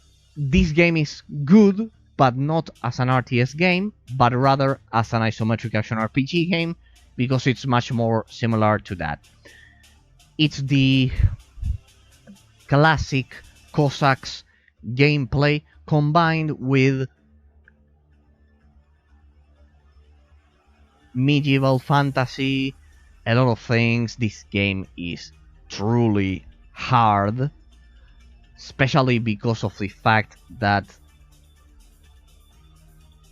it expands upon Blizzard's classic hero system, but in a way that if you don't properly distribute your attribute points, or you don't properly use your potion, or you don't use your potions properly when you actually need to do so, if you don't know how to backpedal, if you don't know how to surgically place your units, your hero units, which are the main protagonists, this game mostly doesn't have base building elements for most of the levels of its campaign. Let me tell you that. You will mostly be using a hero unit. You have my full analysis over at YouTube. I highly suggest you watch my analysis or some kind of gameplay about this game before getting it, because it can be pretty frustrating stumbling upon a game which resembles an isometric action RPG rather than an RTS. I criticize this game a lot, but as I've said, if you liked Diablo, this will sound weird. If you liked Diablo and you play this game expecting Diablo instead of an RTS with some RTS elements similar to Spellforce, it may be right up your alley. It may be something you will never forget because it has a lot of good ideas. It has a lot of good ideas, but only if you consider this game has more isometric action RPG DNA rather than RTS DNA, right? So keep that in mind. Keep that in mind. Keep that in mind. But if you liked the Cossacks series and you want to, for some reason, blend, or you wonder how Warcraft 3 blended with the Cossacks series looks like, this is your answer. I wanted to warn you about that. This game doesn't have RTS mechanics except for the skirmish mode. Stronghold Legends, well, I didn't want to spoil this, but this is the one I actually suggest instead of the first Stronghold. And maybe even the second one, because, well, this one is different. I think this one has fantasy elements rather than historic elements, rather than a historic setting. This one is much more modern. There's a huge gap of years in terms of development between this one and the other two, and Stronghold Crusader 1 and 2. Because this one is from 2007 or 2006, and the other ones are from 2003 and 2001, and even the original Stronghold games are even earlier. I don't like the original Stronghold games. I'd rather recommend the Crusader, the Stronghold Crusader variation, the spin-off. You could call it a spin-off. But out of all of the spin-offs, Stronghold Legends, certainly there you can see a dragon. This one I never edited the official artwork. I think this is the official artwork. This one, if you are looking for the most modern incarnation of the Stronghold series, this one is for you. Universe at War Earth Assault. We've arrived at the year 2007 currently. Yes, see that I organized the icons according to the year of release. 2006, more or less. 2006, 2005. Well, in this case, Empire Earth is from 2004, if I'm not mistaken. The second one, and this one, yes, is from 2007 or 8 maybe. But it's the sequel to this one, so yeah, you more or less get the point. Dungeons and Dragons Dragon Shard is from 2005, if I'm not mistaken. This one's as well. This one is from 2003 though. 2003, and or maybe 2004, more or less it's the same. 2002, I believe, or 3. And well, there you get that point. Where were we? Empire, Universe at War, Earth Assault. Well, this is the last game I analyzed here on the channel. The last RTS game I analyzed here on the channel. And I don't recommend you play this one unless you truly liked, first of all, Star Wars Empire at War, but it's not as good as Star Wars Empire at War. It's a combination between Grey Goo and, yeah, Grey Goo was developed by the same people, by Petroglyph. This one is made by Petroglyph. I recently analyzed this one. I bashed the game a lot. I criticized a lot of aspects for the game, among them the clunky pathfinding, the lazy Masari campaign, a lot of things. My analysis for this one is pretty depressive.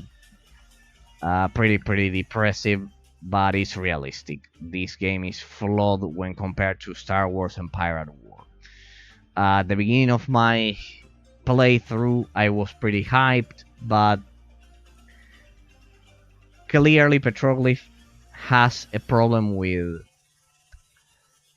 creating a cohesively developed plot and cohesively developed characters, because the stories for this one, they all revolve around the same, and this game is absolutely flawed when compared to Empire at War. The physics, the pathfinding,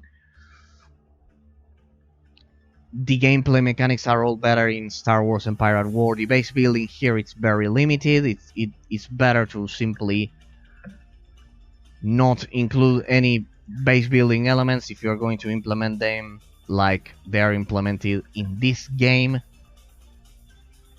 Play Star Wars Empire at War rather than this one.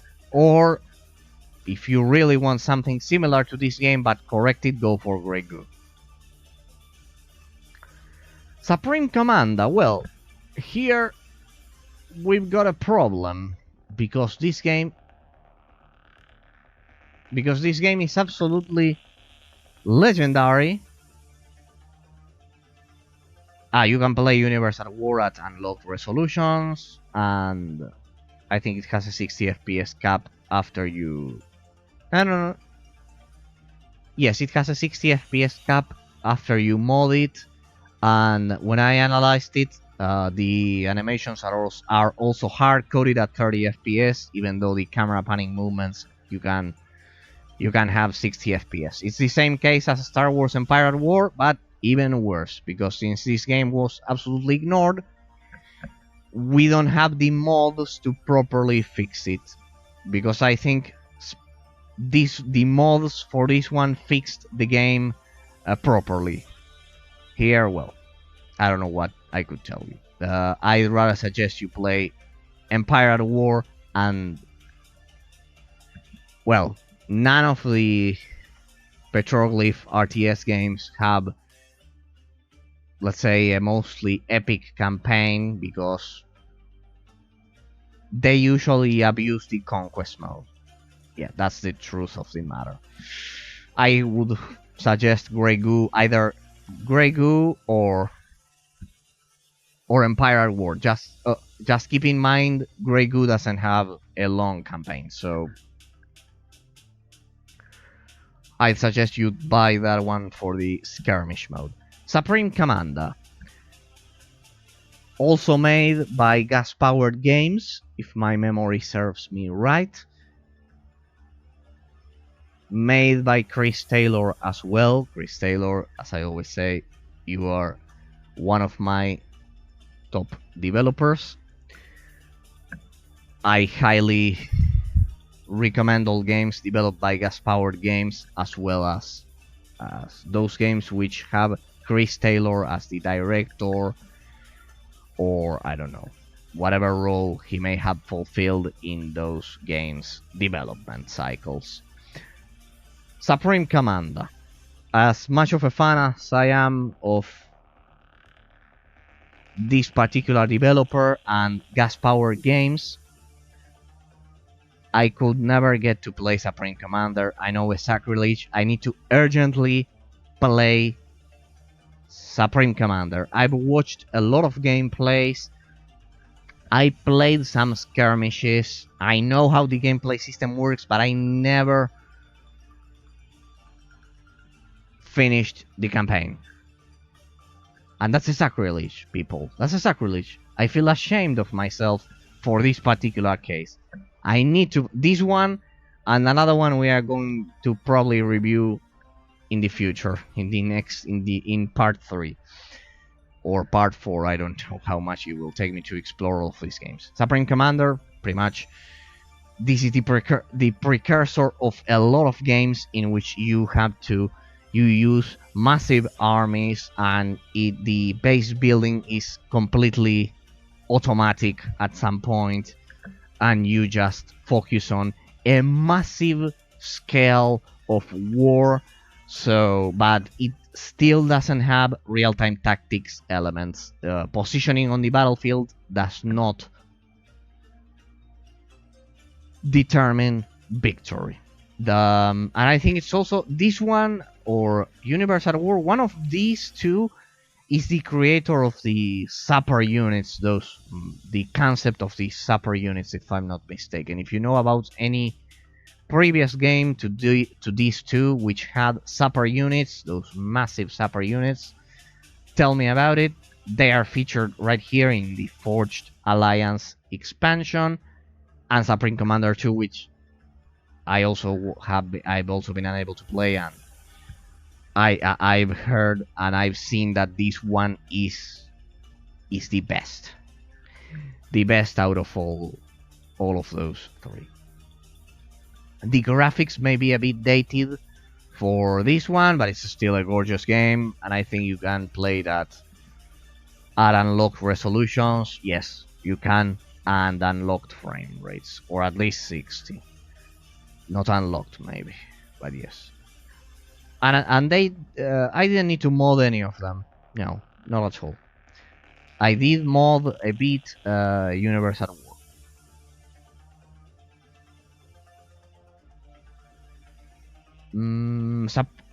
Spore.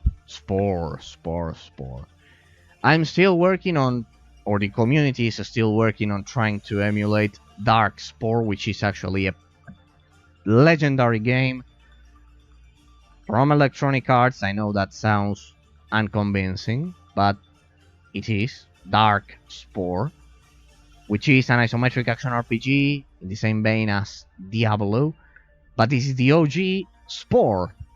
Well, let me tell you that you will also need to mod Spore. Yes, because the Spore has a 30 FPS fix, but it can be... No, sorry, it has a 30 FPS cap, which you need to fix. And the community over at Steam, the Steam forums contain the answer. I remember I modded this one some years ago, and I unlocked the 30 FPS cap. And once you do that, this game, let me tell you, especially the later stages, I played this game a lot, and it's pretty famous, so I won't be showcasing it. This one has the Galactic Adventures expansion, which needs to be modded separately, even though you launch them from the same executable. But you need to mod the Galactic Adventures expansion separately with the same technique present over at the Steam forums, which you can find over at the Steam forums for Spore. Yes, it's a bit hard. I would say medium difficulty. It's not as difficult as Paraworld, but it's not as easy as Empire Earth 2, the modding process. I am not sure if you have to hex edit. I think you have to hex edit a bit, so there's the risk of ruining your executable, so always make a copy. And if you follow the guide, it can be a bit confusing, but if I could do it, you can do it. I would say it's medium difficulty. Yes, you need to mod it, but once you do so, you can play Spore at an unlocked frame rate, and it's glorious. The game features unlocked resolutions right off the bat, so you don't have to worry about that, just the frame rate, because it's very clunky at 30 FPS. But yes, I would still say Paraworld is the worst case I've seen regarding technical issues for a game. That one, and maybe Winter Assault as well, because you have to hex edit, and well, it's not that difficult, trust me, but you need to have the time. But once you do so, Spore is a great game. This one, be careful, because it's not a traditional RTS. It's not a traditional RTS. You begin as a little amoeba. You begin as a little organism, an absolutely tiny, minuscule organism, and you grow, and for the first half of the game you won't be playing RTS, but you will be doing so during the later stages, and it's pretty rewarding looking at your civilization of aliens, of organisms grow and develop. Highly recommended. Created by the developers of The Sims, Maxis. Let's hope that one day the community can revive Darkspore, which is the counterpart of this one, which is an isometric action RPG similar to Diablo, as I've said. And we have arrived to what is one of my most cherished RTS games. It's not a great RTS game. For me personally, it's great. Regarding especially the presentation, the customization this game has, the plot. I like the story in this game for the most part, as well as the gameplay mechanics, which are pretty smooth. It features unlocked resolutions, unlocked frame rates, right out of the box. You don't need to mod this game. The problem with this one is that it's difficult to find. It's difficult to find, but if you can do so, and if you liked Paraworld, if you could fix and play Paraworld, or if you ever liked Paraworld, well, know that this one is extremely difficult to trace because the people behind Paraworld changed their name several times. The whole company changed the name for the internal studios several times, so it's difficult to trace that they're the same people. But when you look at the graphics, it's clear that the game engine was the same, or at least an updated version, or a moderately altered version, or otherwise it would be, please feel free to prove me wrong, but otherwise it would be an absolutely weird coincidence because they look pretty much the same. Even though the gameplay isn't the same, because Paraworld is much more traditional, and this one is squad based. This one is similar to Dawn of War. Yes, this game is similar to Dawn of War. It has a lot of RPG elements. Your units have an inventory,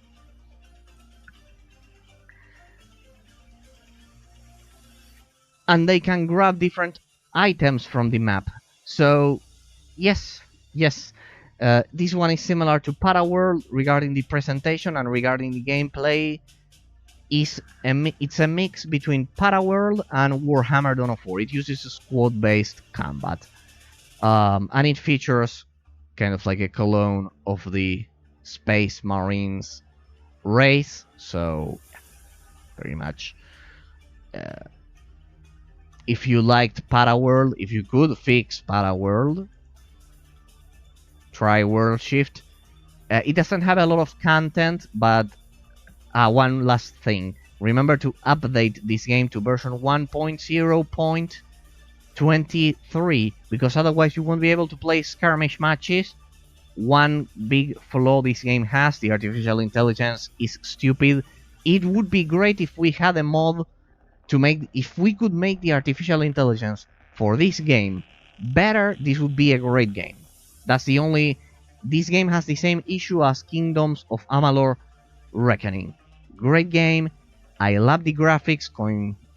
Coincidentally, I love the graphics in this one, in Kingdoms of Amalur and World Shift. I like the presentation, but they are both extremely easy regarding the artificial intelligence. And you cannot play it offline without update 1.03. It's 0.23. Sorry. Because otherwise you won't. The game was originally an MMO RTS or something like that. I don't know, some stupid idea. But then once the servers shut down, they kind of like realized they shouldn't have done that, and they patched the offline mode before going bankrupt or whatever. Yeah, pretty much. Halo Wars, the definitive edition, originally released for the Xbox 360. This game, relatively recently released on PC. Just in case you didn't know, this is the best version, of course. Unlocked resolution, unlocked frame rates. No, well, I'm not sure. Maybe it has a 60 FPS cap. This one I don't remember, but it wasn't a 30 FPS lock. This one is shallow. The same for World Shift, a bit less. But I would say Halo Wars and World Shift, they're a bit shallow. They lack a bit of content, I would say. But the gameplay system is properly implemented, so that's what's important for me. And if you have already played a lot of RTS games and you want to try something you weren't expecting, I would suggest Halo Wars as well as World Shift and maybe Spore. These three. This was a period of time in which the RTS genre was mostly dead, so you'll find some interesting ideas. Halo Wars, as I've said, shallow, doesn't have base building. It was created with a console in mind, similar to another game which I don't have because it's even worse, which is Storm Rising from Sega, which was an RTS as well, released with consoles in mind instead of PC. So they were trying some stupid ideas during this period. Just know that they won't look like traditional RTS games, but the base building elements are minimalistic, next to non-existent. This is the period of time in which the MOBAs were taking over. 2007, 8, 9, I think League of Legends released more or less in this period, so this genre was absolutely dead by now. But there's a huge jump here, because this one is from 2014, if I'm not mistaken. Yes, we're already at 2014. This one is 2014. This one is 2007. There you can see a huge jump. That's why I always call that period from 2007 to 2014 the darkest age of the RTS genre. It was an obscure period of time in which League of Legends released. The MOBA craze was rampant, and this genre was sadly forgotten during all of those years. 2008, 2009, 2010. Well, during 2010 we had StarCraft 2 Wings of Liberty, which was the best expansion ever created for StarCraft 2. But other than StarCraft 2 Wings of Liberty, as I've said, 2008, 2009, no, not 2007. 2008, 2009, 2011, 2012, 2013, 2014, and only during 2014 we mostly recovered. But well, this is the darkest age. Meridian New World, after this dark period of time, was released, but this was an indie game. See the difference previously to 2008, 2007. Back in 2007 we had AAA RTS releases. I know that, for example, Supreme Commander 2 is much more modern, but well, I have it here just because we have the original here. And well, now you'll see that there's a pattern. There's a clear pattern that after 2008, after 2009, 10, 11, 12, after this period of time, most of the RTS games released are indie. They are not AAA, they are not even AA, they are mostly indie games. Not to criticize that, but it was pretty tragic because everyone was playing MOBAs. The MOBA genre killed, or at least wounded, critically wounded the RTS genre in this specific period of time. I remember that every day I would ask for new RTS games back in 2007, and I remember precisely that during 2008 it was precisely the year in which RTS games stopped releasing. As you can see, we had RTS games every month, every one RTS game every 3 months. one RTS game a month, something like that. It was a totally different situation. But well, Meridian New World is kind of like the first indie RTS game after this huge depression, after this terrible depression that I've been commenting, and you could argue it is lacking content. It's a bit shallow. From this point onwards, the quality will be pretty different in most cases, but it's an indie game, and it was a valiant effort.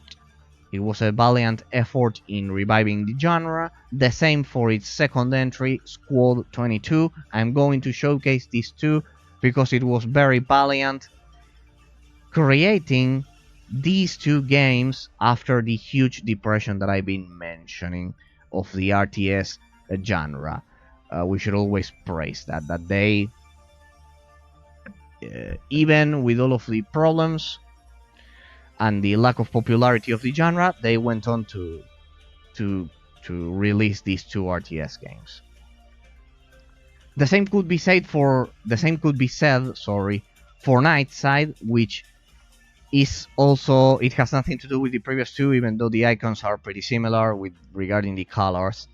It's also an indie game. As I've said, these ones don't have a lot of content, but the gameplay pretty much is able to achieve the classic RTS gameplay mechanics. Though I suggest you buy them only if you, I would only recommend playing these games only if you've already experienced most of the RTS genre. I haven't tried them, so imagine I'm waiting to showcase them.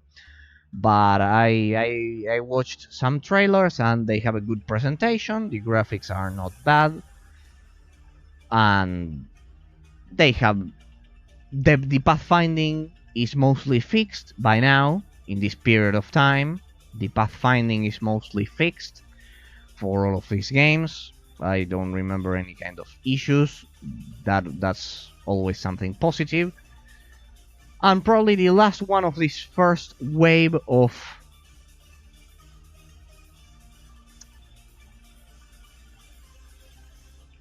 this period of revival of the RTS genre, of this revival period, this first wave of new RTS games is Sunage, The Battle for Elysium.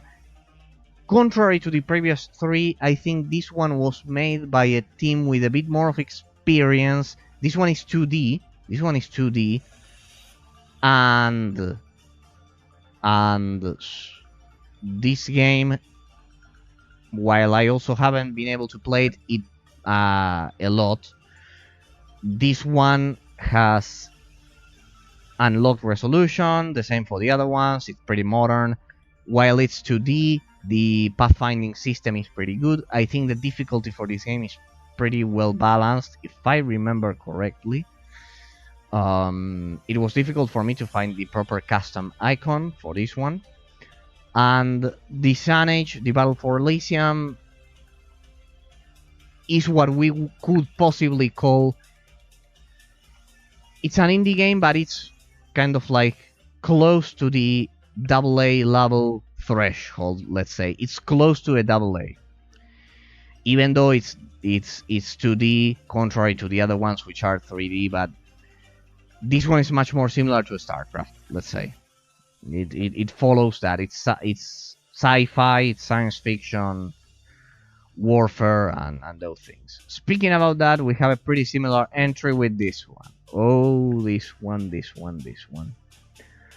Grey Goo. I analyzed this game. This game is made by Petroglyph, AAA. We are currently no longer in 2014.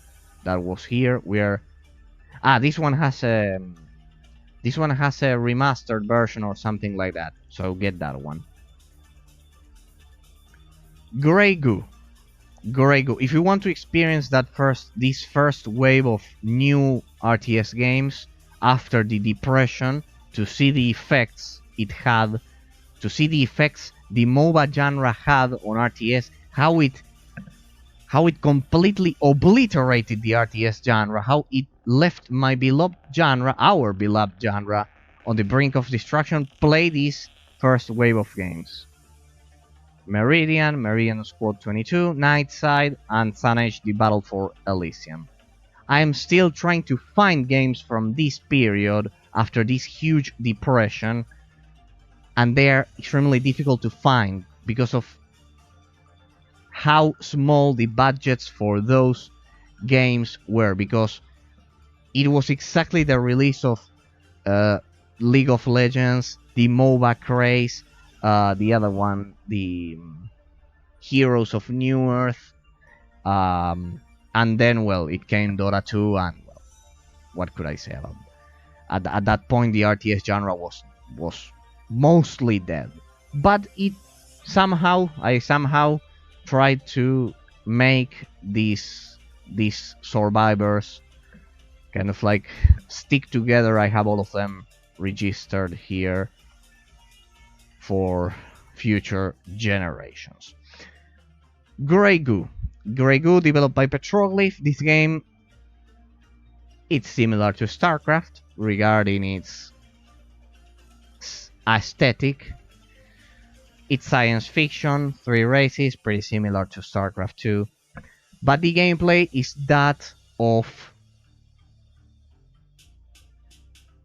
Supreme Commander mixed with StarCraft and also mixed with Star Wars. No, not with Star Wars Empire at War, because the units are controlled individually. Yeah, I would say StarCraft and Supreme Commander, especially the expansion, the Forged Alliance expansion. I finished the game on the highest difficulty. I streamed this game. I analyzed this game. I was pretty disappointed by this game. Get this game not for its campaign, not for its multiplayer, because the servers are dead, I assume, but rather because by its skirmish mode. I know it will sound stupid. The DLC has a 4th race. It has a 4th race. The races are unique. It has some interesting gameplay mechanics. The graphics are pretty good. It doesn't have the issues of the Glyph engine, the one of Star Wars Empire at War, which I said was terrible, and Universe at War. But I would highly suggest that if you want to try an RTS game made by Petroglyph, I would say you go for Star Wars Empire at War. And if you don't like, for whatever reason, Star Wars Empire at War, or for whatever reason you don't want to spend the time Star Wars Empire at War requires to be modded, well, go for Grey Goo, because it's kind of like the updated version of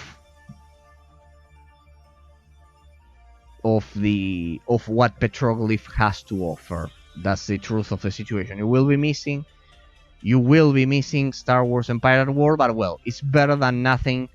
If you're an RTS veteran, you should at least, not for the campaign, because as I've said, the campaign is not long enough. It's a tutorial for the multiplayer section of the game, as I said during the analysis. It's a tutorial for the multiplayer, which is dead. So, but the gameplay mechanics are good. The gameplay mechanics aren't shallow in this game, just the campaign. And, well, that's pretty much it. It's not hard at all, but yeah, definitely. If you cannot fix Star Wars Empire at War, try Grey Goo. This one is pretty controversial because this was marketed by Petroglyph as the savior of the RTS genre after this depression that I'm mentioning. After this period of depression that I'm mentioning. It was a AAA game. By the time it was released. Gorgeous graphics. It has gorgeous graphics. It has good gameplay. I use this game for the skirmish mode. It doesn't have the conquest mode. I use it for the skirmish mode because the artificial intelligence is somehow decent. It's not good either. It's not good. It's the same case as World Shift, I guess, but not that bad. But yeah, this was a pretty huge flop. It was a disaster for the RTS genre because we were expecting the revival of the genre after the MOBA genre, after the creation of the MOBA genre. Alright.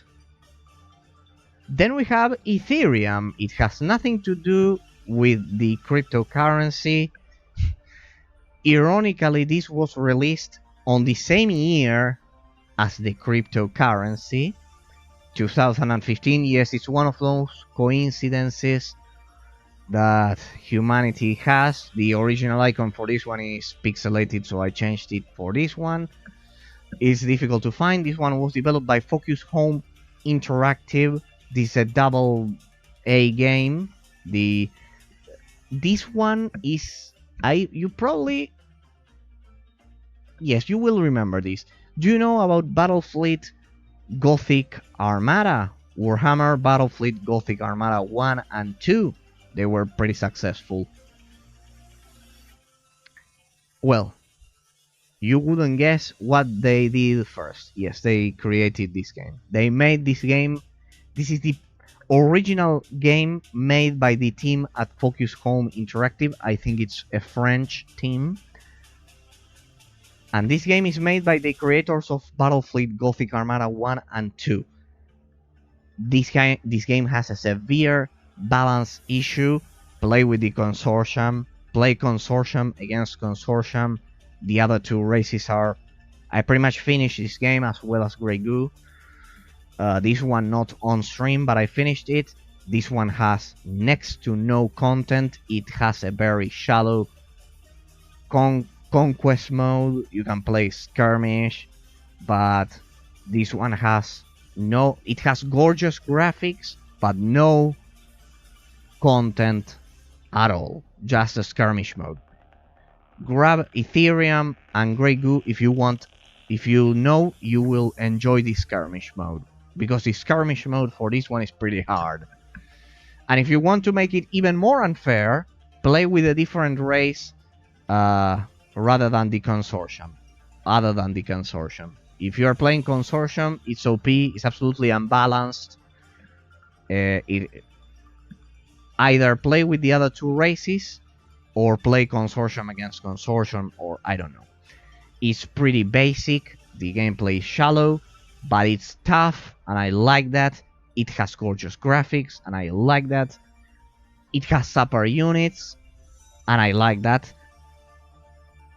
And this one is pretty much, it doesn't have a campaign, as I've said. It has a conquest mode, and, well, if you want some quick matches, this one is for you. Of course, the multiplayer doesn't work. But if you like the skirmish mode, go for Grey Goo and go for Ethereum. If you know you will like the skirmish mode, just play against the CPU, go for those two. Go for those two, you will have a lot of fun using super units and destroying everything. Planetary Annihilation. Well, I cannot recommend this because the developers, they did something terrible. They first sold the game with a separate version, and then they updated the game and re-released it, and all of the people had to buy it again, and now the community hates the creators for these games. So, well, but if for some reason you had nothing to do with that story, if you never purchased the original one and you don't hate the developers, which was my case, I know they did something terrible, but I had nothing to do with it. I bought the updated version right away. Of course, get the updated version. This is Planetary Annihilation. This is pretty much Supreme Commander 3. The game is good. The community hates the creators for this game. It's absolutely justified. They are right, because they behaved like a bunch of swindlers. But the final product is not a bad game. I cannot say the final product it's a bad game. The game is good regardless of what you read on Steam. I've played this game, and the community will always say this game is horrible because they as I've said, they hate the developers. I'm trying to be objective here. The game is not bad. The game is a modern incarnation of Supreme Commander. It could even be classified as Supreme Commander 3. Of course, it doesn't have the quality of Supreme Commander 3, but the game is pretty good. It's Supreme Commander. Unironically, I guess, Ashes of the Singularity, which is also a Supreme Commander clone, was released pretty close to Planetary Annihilation. To the release date of Planetary Annihilation. And Ashes of the Singularity requires you to have a beefy GPU. This one requires you to have a beefy GPU. It even supports DirectX 12. Well, needless to say, all of the ones I've been showcasing, they are all modern. They all support HD resolutions, unlocked resolutions, and I think they support unlocked frame rates. Even though the technical state of Ethereum is not bad, but you will need a beefy GPU because of the graphics. The same could be said for Ashes of the Singularity, but multiply that by 100. This one is, contrary to the other ones, this one is out of the question. This is a pretty good game. It's a pretty solid and good game. The developers weren't swindlers. Everything is normal here. Don't worry. This is a pretty good game. I have been unable to play all of these, but I did finish Ethereum a lot of times, as well as Grey Goo, but not Planetary Annihilation and Ashes of the Singularity, because I'm waiting on to play the original Supreme Commander once I get some time. It's so difficult nowadays. Ashes of the Singularity, well, this one has a lot of complex mechanics. I've seen the gameplays. I played the game a bit, the skirmish mode, but nothing I could comment on it. It's much more solid than the previous ones. Of that I'm sure of. Act of Aggression. I'm sure of because I've seen a lot of gameplay mechanics, and the game is much more complex, let's say, than the previous ones. Act of Aggression. Also developed by Focus Home Interactive, I remember, the creators for Ethereum, but I think it was different studio because Focus Home Interactive is the publisher. I think this one is a different studio from Battlefleet Gothic Armada. I'm not sure. Maybe it's the same. This one doesn't have base building for the most part. All of these games don't have a lot of base building, pretty much to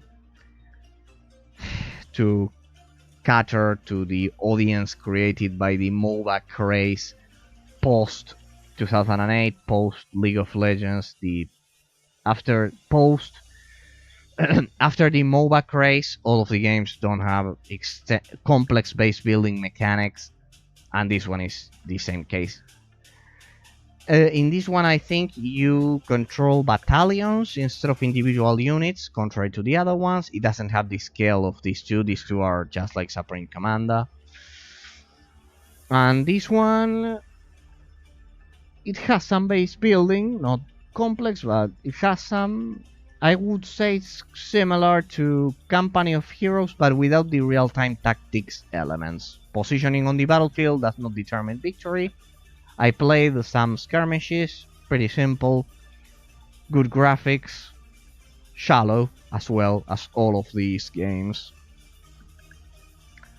except for Ashes of the Singularity, and well, maybe except for Grey Goo regarding exclusively the skirmish mode. Cossacks 3, well, another sad story. The best game developed by GSC Game World from Ukraine, once again for the third time. My full support. I hope they prevail. But and that democracy and liberty prevails. But Cossacks 3 go ahead and you will not only be doing a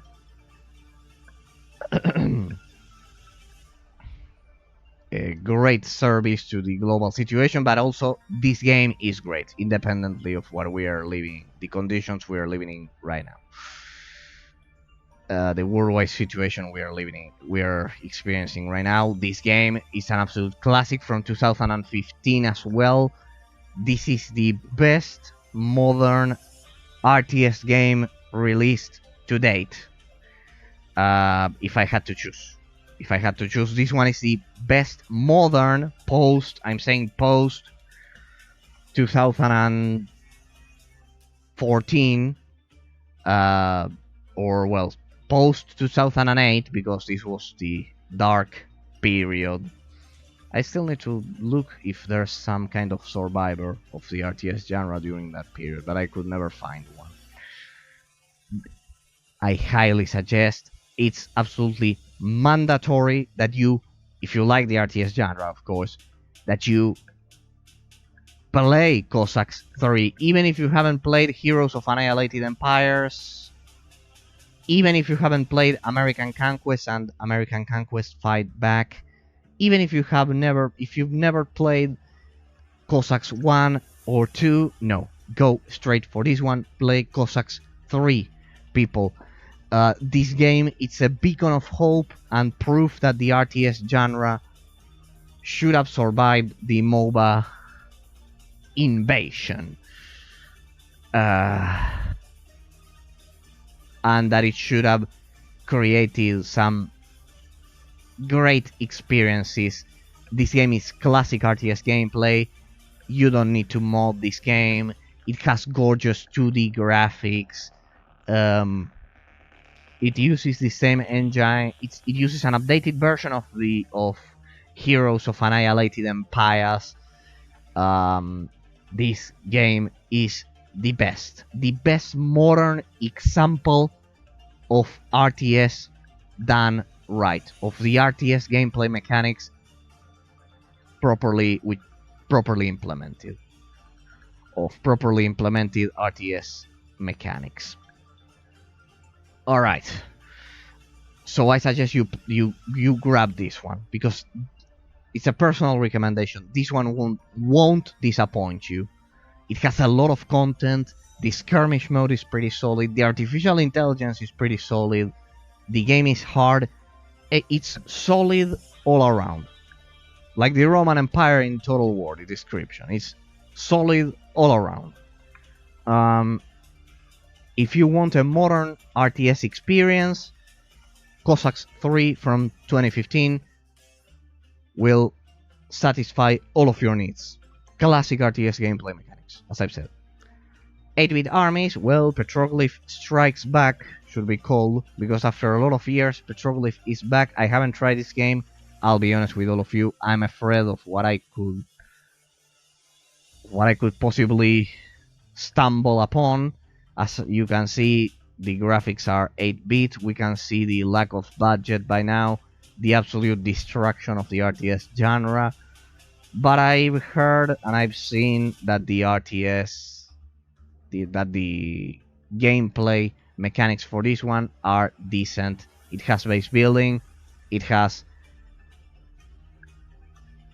decent pathfinding, and it has all that you would expect from a normal RTS.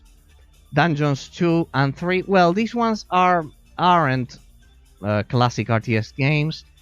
In these ones, you play as the bad guy and you pretty much create your dungeon, and pretty much you kill the heroes above and the rest of the world from your dungeon. You know what you're expecting if you play classic dungeon creation games. These are not strictly RTS games. These ones don't have a lot of combat. They are different, but they have enough RTS elements as for me to classify them here. But yes, they would actually belong to the dungeon creation genre, if that possibly convinces you of the existence of that subgenre. I think it's a clear subgenre, because these ones aren't the only ones, but I think they are the best. I mostly don't like those games in which you just organize your city and you make it look pretty. Those simulation games, no. And these ones have some elements from those, but at least there's a bit of combat, especially during 43rd entry. Empires Apart, this is a 100% Age of Empires 2 clone, which became pretty much irrelevant once the definitive editions for Age of Empires 2 and 3 were released, as well as Age of Empires 4.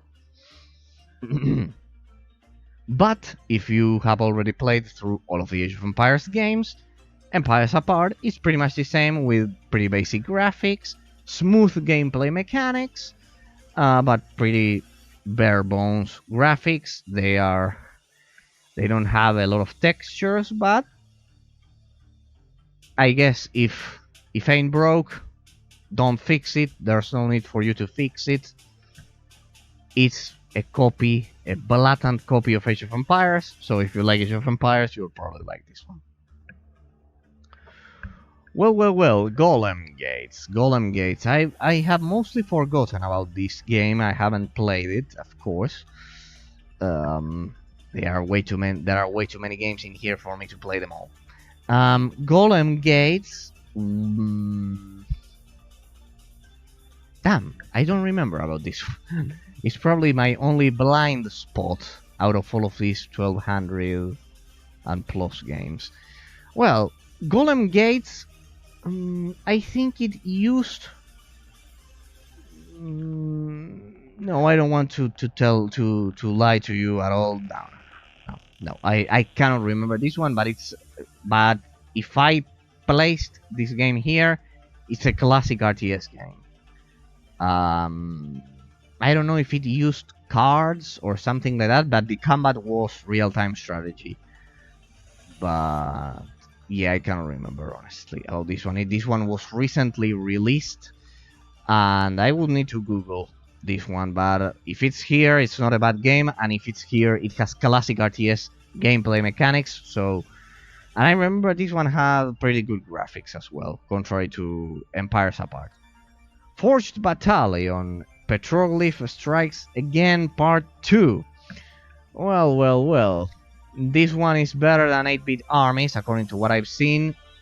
It has been heavily criticized, if I'm not mistaken, but I haven't tried it. I cannot comment. Just as I said about Golem Gates, I am frightened that it will be Grey Goo Part 2, and I will be disappointed once again. But we are probably going to stream 8-bit armies and Forged Battalion, because I want to see what kind of mutation Petroglyph has created here, and I want to see if in the end Petroglyph fixed what they did with Grey Goo.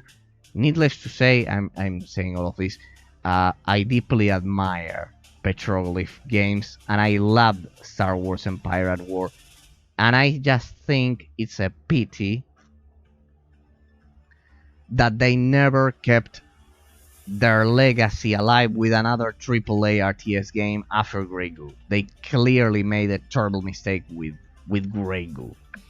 That's the problem. And I'm actually angry at the fact that they are not releasing yet more RTS games, fixing and learning from the mistakes they've done in the past. So, Loria, well, this one is very extremely particular. I finished this one completely on the hardest difficulty. Let me see if this is working for a sec here, because... Right. I finished this one on the hardest difficulty. Loria, this is a pretty challenging game on hard difficulty. Be careful. Don't underestimate this game, because of the fact that it was developed by a single person. I was a bit harsh with this game, but then one of my followers, one of my first followers of the channel, commented that this game was created by a single person. It was developed by a single person, and the truth of the matter is that this game is the true heir of Warcraft 2 of Warcraft 2. This game is 2D. It has an absolutely over-the-top story, pretty hilarious with Lord Dolt. It made me laugh a lot of times. I lost the recording for the analysis for this one. It's absolutely challenging, you cannot imagine. And I would highly suggest this game if you ever liked or played Warcraft 2.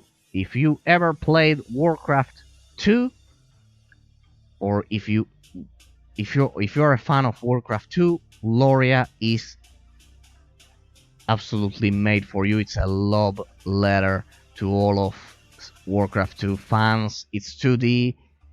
It fixed the pathfinding for the most part, not completely. There are some sections which I remember I was completely frustrated with this game, but you cannot imagine to such a degree. I was frustrated that I thought about stop playing it. Unfortunately, I didn't. I finished the game on hard difficulty on stream, but I lost the recording. But I have the saved files. If you like a challenge, if you like Warcraft 2, this is mandatory. This game is mandatory, and it's incredible that one person did all of this. And well, I should also thank one of my followers for commenting me that a single person developed this game, and he talked to him, and well, I got a lot of insights regarding this game, and it's pretty good. It can be a bit frustrating.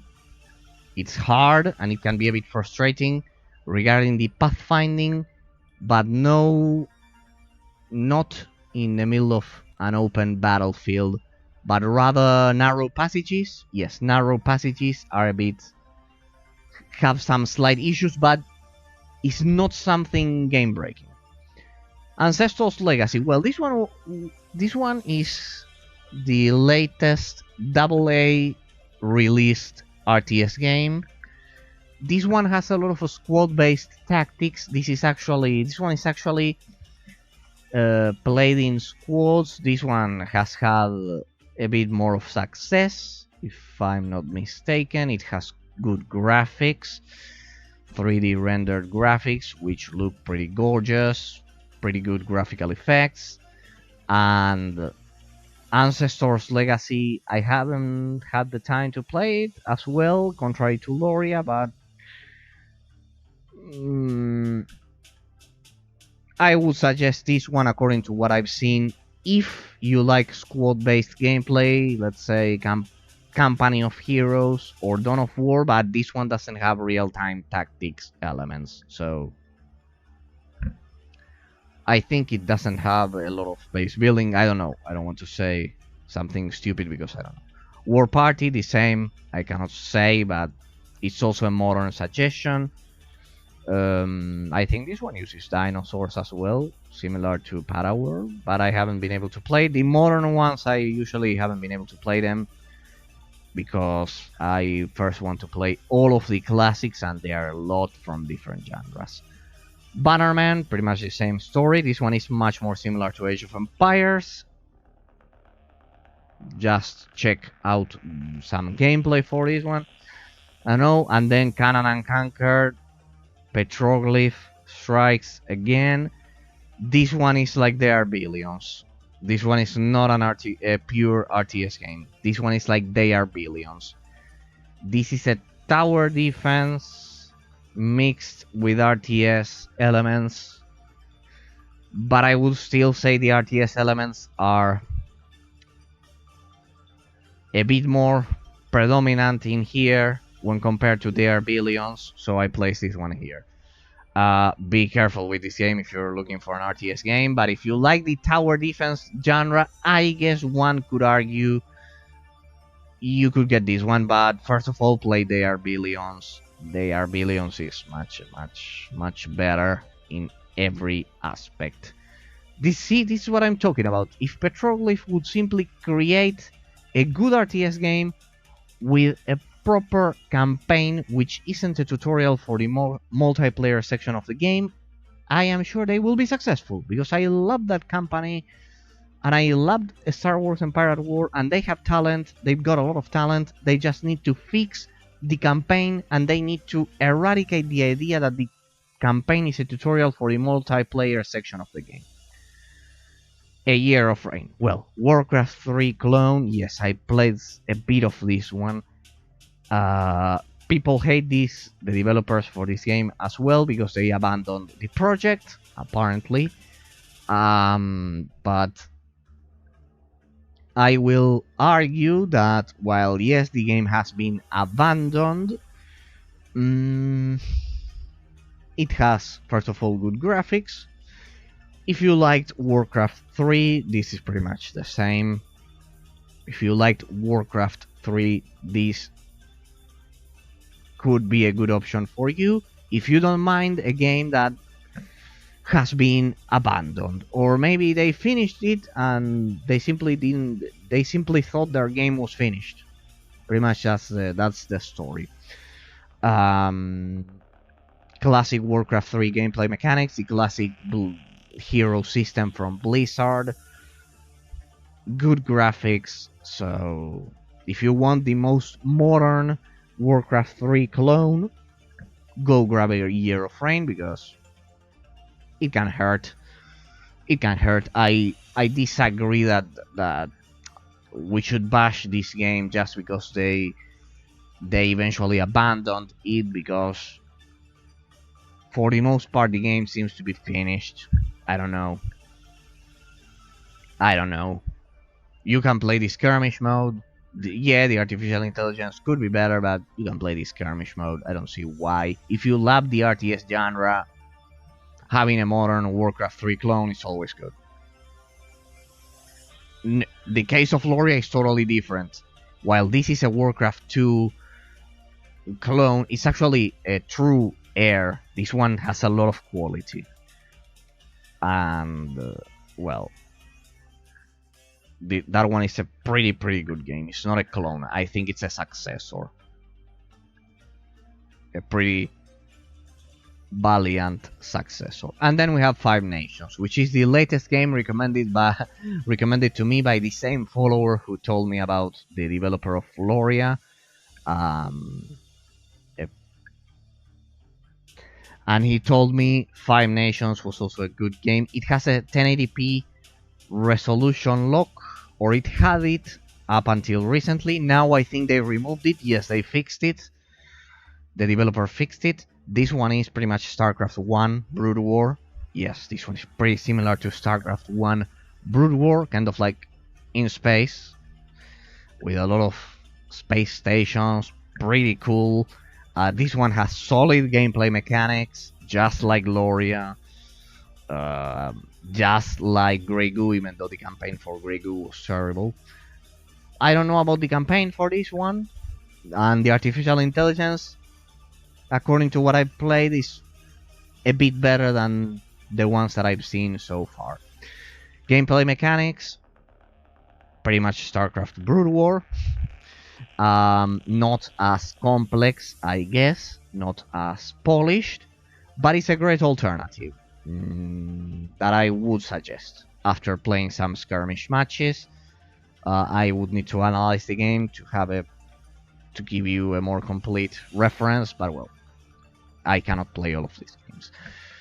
And that concludes the RTS subgenre category for my showcase. And now we get to the real-time tactics subgenre. The real-time tactics subgenre. Remember, there's no base building, and positioning on the battlefield is absolutely critical. But this one is pretty easy, so we'll go fast over all of these.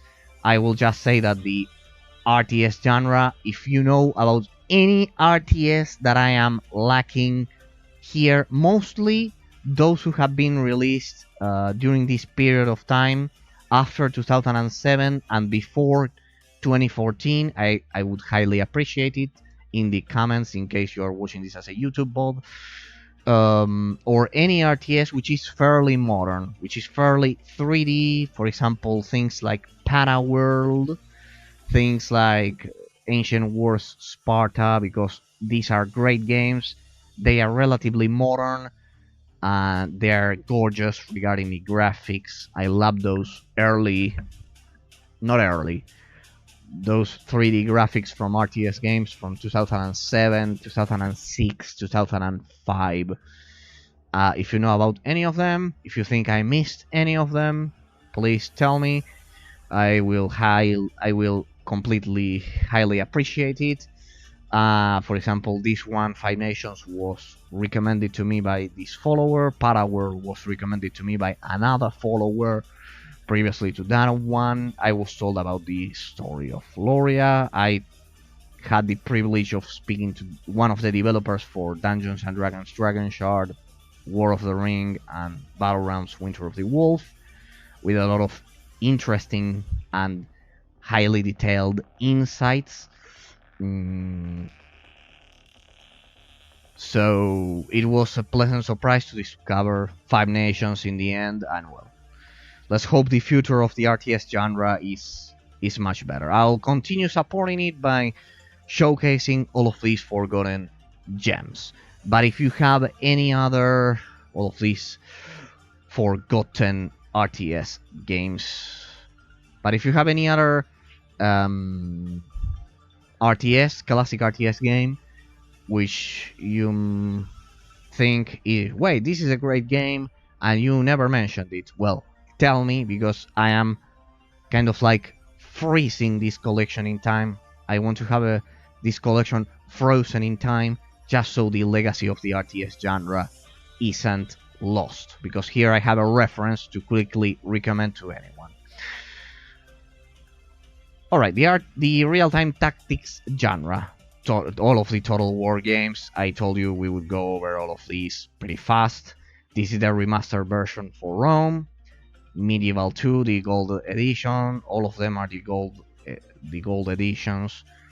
Total War Empire, I cannot recommend enough. Napoleon, Total War. People usually skip this one, and this one has the best ranged combat I've seen in any Total War game. I would say this one. Out of all of these, I played this one, and Napoleon is the last one I played. I also played Rome 2. I never played Shogun. I know Sacrilege is the one I'm about to play soon enough. Then Attila, Thrones of Britannia, and the modern entries of the Total War series. Sorry, I don't have enough time to play all of them. You must understand. But well, I will say that Rome 2, even though the recent updates were a bit stupid regarding some things that I'm not going to comment, and absolutely historically inaccurate, I don't know what were they thinking about. This is a great game, and people usually hate this game. They love to hate on this game. This game is pretty good. I love Rome 2. Even though I know they did some stupid things in the end with the updates, they did some totally stupid things. I've heard great things about Shogun 2, that's why I want to play it, and I would say Napoleon is. I like the gameplay in Empire and Napoleon a bit more because of the ranged combat and how it changed the gameplay system for the Total War series forever in these games. These games are pretty different when compared to Medieval 2 and Rome 1. I suggest you don't get Medieval 1 because it's way too clunky by now. Instead, get the remastered version of Rome, and they are probably going to remaster the first Medieval. So if they remaster this one, they are probably going to remaster the first Medieval. Probably Creative Assembly is going to do so.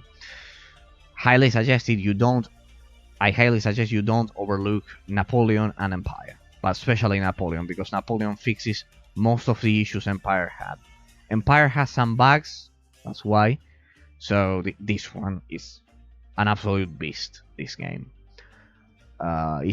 it's pretty different. And Shogun 2 also retains a lot of the improvements Napoleon this expansion had, and I've heard it's even better, but with the same concept. It kind of like inherited the gunpowder gameplay of the expansion, so this one will probably be my favorite once I play it, alongside Napoleon, of course. Well, here we have all of the Total War Saga, Warhammer Total War 1, 2, and this one, which I'm going to showcase on my stream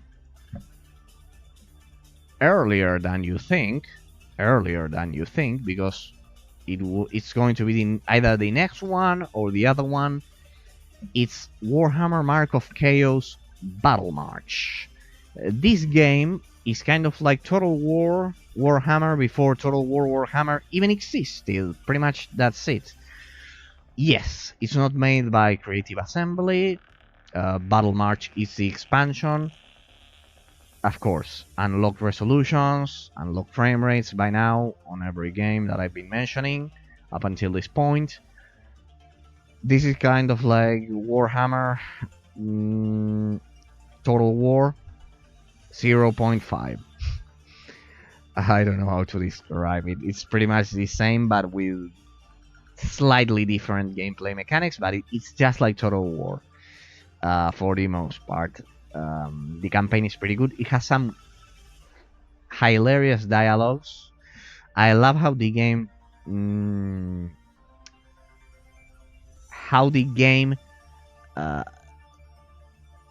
teaches you to play, and how the game constantly jokes, it trolls you. It literally trolls you 100%. It will troll you, the narrator, in a lot of situations.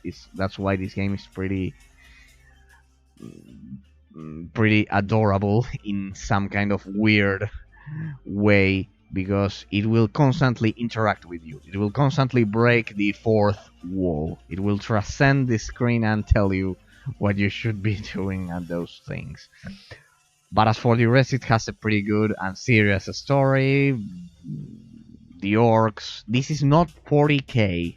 This is classic Warhammer fantasy, and most people ignore this game. It's from 2008, if I'm not mistaken. And get this game if you liked Total War Warhammer. This is a must buy. If you liked Total War Warhammer 1 or 2, which were recently released, and now I think right now they are releasing Warhammer 3. Yeah, they released it some days ago. Yes, they released Warhammer 3, Total War Warhammer 3, some days ago, so you should definitely check out this one. I finished this game several times during my childhood, so it's easy, even on the hardest difficulty. And if you like the Warhammer universe, well, this game has a lot of replayability, and you'll totally love it. King Arthur 2, developed by Neocore Games, the creator of the Incredible Adventures of Van Helsing 1, 2, and 3, as well as the MMO RPG. What was the name? Well, they released an isometric action RPG, which was an MMORPG at the same time. It required constant internet connection. I cannot remember the name right now. But yes, Neocore Games developed this real-time tactics game, which is King Arthur 2. The technical state for this game is not good. You will never get over 60 FPS, regardless of how beefy your GPU may be, because it has some technical issues there that were never fixed at all. Even with, I don't think it's modded. It has unlocked resolutions, but the frame rate, it has some weird physics engine thing going on that it will never get over 60 FPS. But if you don't care a lot about the technical state, which isn't totally bad, but it leaves a lot to be desired. It's not perfect. This game is pretty good. It's just like a total war game, but with the legendary story of King Arthur and, well, the Knights of the Round Table, and, well, a medieval setting with fantasy elements, just like Warhammer, Mark of Chaos, and Battle March, and Total War Warhammer 1 and 2. If you like these ones, you'll probably like King Arthur. That's why they're grouped together. It's from 2012, so it's fairly modern, interestingly. You may need to mod it, I'm not sure. The Ultimate General, American Civil War. This one, it's also, well, this is similar to Napoleon, that's why I like this game. Because this is similar to Empire Total War. If you want kind of like a modern version of Empire and Napoleon, and to some extent Shogun 2, because those games have different... The gameplay is different when compared to, let's say, Rome 2 or Attila or Thrones of Britannia, because these ones involve archers and a lot of melee combat. These ones are mostly gunpowder. They mostly involve gunpowder. Well, if you like gunpowder gameplay in a real-time tactics game, you have this strange case, which is the Ultimate General American Civil War. If you know about any other gunpowder based real-time tactics games, which play in real time, of course, I would highly appreciate them. Of course, the Ultimate General American Civil War is pretty much like those. It's kind of like a modern incarnation of Empire Total War and Napoleon Total War. So here you have an alternative, just in case you, like me, you like the gunpowder gameplay in Total War games. And, well, now we get to the squad-based real-time tactics. In these games, there's no base building. Positioning on the battlefield determines victory, but their scale is rather tiny when compared to Total War games, which the difference between Total War games and Company of Heroes games is the scale. But they belong to the same gameplay mechanics. Because positioning on the battlefield determines victory, there's no base building, they are both real-time tactics. The key difference is the scale. These grand strategy games have in comparison to these ones. These ones are squad-based. They are squad-based instead of grand strategy. Alright, and we begin with Company of Heroes. It's already been 3 hours. My god, this one is even... it's taking me even more time than the previous stream. Company of Heroes. This one... you need to fix this one. You'll need to mod this one. I'm pretty sure this one is modded. Because otherwise... It's not modded, but the files are altered. The files are modded, I guess, but not with a mod I would find in Nexus mods or ModDB. It's manually modded.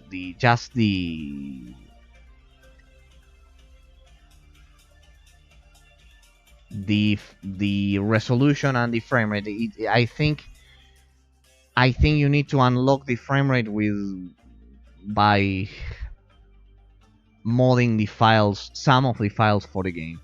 It has some issues, but if you can get around those, you can get this to play at an unlocked resolution and unlocked frame rates. So this is pretty much the classic, the OG squad-based real-time tactics, the one which revived the genre. I know there were some previous examples, but this one revived the genre. And pretty much everyone agrees this game is great. I was unable to finish this game, even though I played most of it, 80% probably. It has the expansion, Verdansk or something like that. I cannot remember. Heroes of Verdansk or something like that. I cannot pronounce it because I cannot remember what the actual name was. But this game is pretty hard. Careful, because this game is pretty hard. On the hardest difficulty, this game, it took me an entire day permission to each mission took me at least a whole day to get to the end of the game. I was unable to finish it, but well, it wasn't because of the difficulty exclusively. It was because I didn't have enough time. But I remember this game is brutal. It can easily take you a whole day to finish each level on the hardest difficulty. Fix Look for a fix online, because otherwise it will be locked at 25 FPS and it won't play at full screen, something like that. Cannot remember honestly, but if you are able to fix it, this game is the epitome of the real-time tactics elements, of the real-time tactics genre with squad-based elements instead of grand strategy. Company of Heroes 2 expands upon this one. Legendary game. Get these two games right now. What are you doing with your life? Warhammer 40k Dawn of War 2. Warhammer 40k Dawn of War 2 Retribution. Pretty much get these two games. They have nothing to do with the originals, but get these two games right now. The recent flop of Relic Entertainment. This one is don't forget to get the gold edition for this one, and the Retribution expansion here, because this one will give you kind of like endless waves of enemies. The campaign for this one, these ones don't have base building mechanics, remember. I finished Dawn of War 2, I never played Retribution, I need to do so. The flop, the very definition of a flop, of a failed attempt to revive a franchise. People hated this game. Fortunately, Relic Entertainment redeemed themselves with Age of Empires 4, which I think is a great game. I awarded it a 9 out of 10, which is a lot considering how mad I sometimes get at games, but the truth of the matter is I like Age of Empires 4. It's a great game because of several reasons I surgically and painstakingly explain during my analysis. Warhammer 40k Dawn of War 3 has gorgeous graphics. You cannot play skirmish mode unless you are connected to the internet, something I don't like. I actually hate this game because of that. I am extremely frightened to play this game after playing this beauty and stumbling upon a disaster. I need to try it on my own because maybe it's better than what most people say, but the fact that I cannot try the skirmish mode has prevented me from trying out this game. But it's universally known that this game isn't as good as the original Dawn of War 2. Codename Panzers Phase 1, this one is a classic. I think this one is from Atari, and it plays at 16 by 1200. It's a similar case to some of the games I've been describing. Its expansion, Phase 2, these are classic games. You can't go wrong with these. If you like tanks, Second World War, all of these are good for you. The same could be said for Codename Panzer's Cold War. It's the third entry. They at least play at HD resolutions, 1600 by 1200. I think that the problem is they don't support widescreen resolutions. World in Conflict, get this one because this one is a great game. But not only that, this one could go toe to toe with Company of Heroes. It would in the end it would lose because Company of Heroes, it's a classic. But if you played Company of Heroes, get this game because World in Conflict is great. There's not much I could tell you about it. I never finished it, but it's a great game. I played it. The same could be said for Order of War. Order of War, Whirling Conflict, Dawn of War, and Company of Heroes are pretty much mandatory. Play those 4 first, then you can explore the other ones I'm showcasing. See, for example, here, this one, this pixelated icon is what I usually change. See, for example, this one is the original. Faces of War, because it was a minor entry. I probably never found the cover or whatever. But yes, it's similar to Order of War. Never tried them at this point. Men of War. The Men of War series, it's pretty famous. Avoid the last one you'll see right now. Men of War, the first one, Red Tide, Vietnam, Assault Squad, especially Assault Squad. I would say Assault Squad 1 and 2, they are mandatory. Not this one, because this is actually Men of War Assault Squad 3. This one was recently released. It's broken. It has a lot of issues. No, this one, ignore this one. Men of War Assault Squad 2, the original, and then you could get the other ones, and then Order of War and Whirling Conflict. I would highlight those, as well as Dawn of War 2 and Company of Heroes 2. The Red Solstice. Don't underestimate this game. It was made by an indie developer. Don't underestimate this game. I highly recommend this game. I highly recommend this game. And as I've said, don't underestimate this game. Sorry, I was thinking about another thing. Don't underestimate this game, because this one is a great game. The same for Solstice Chronicles MIA, and they recently released the Red Solstice 2 Survivors, because these 3 games, which compose a trilogy,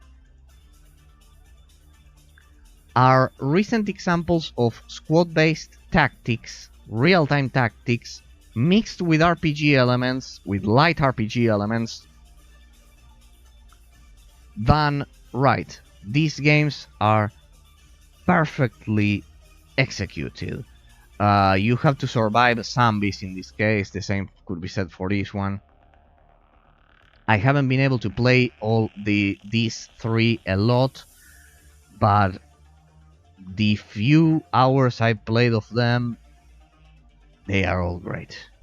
Gorgeous graphics for an indie game, for indie games. Smooth gameplay mechanics, and I love how oppressive the atmosphere for these 3 games is. Totally. These 3 highly recommended. Satellite Rain, most people forget about this one. This one has a lot of RPG elements. We could even compare some parts of this one to Baldur's Gate. That will sound strange, but in the end, this is a cyberpunk real-time tactics game with squad-based mechanics, with RPG elements. Pretty interesting if you like the cyberpunk. If you like Cyberpunk 2077 and you want, for example, a more strategic version of Cyberpunk 2077 with an isometric camera, this one is pretty close to that game.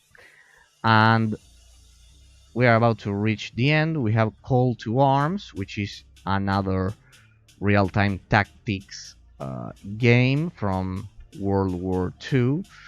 The thing for Call to Arms, Gates of Hell, these ones have recently been updated a lot, so you shouldn't have any issues with them. I haven't tried them, they are way too modern.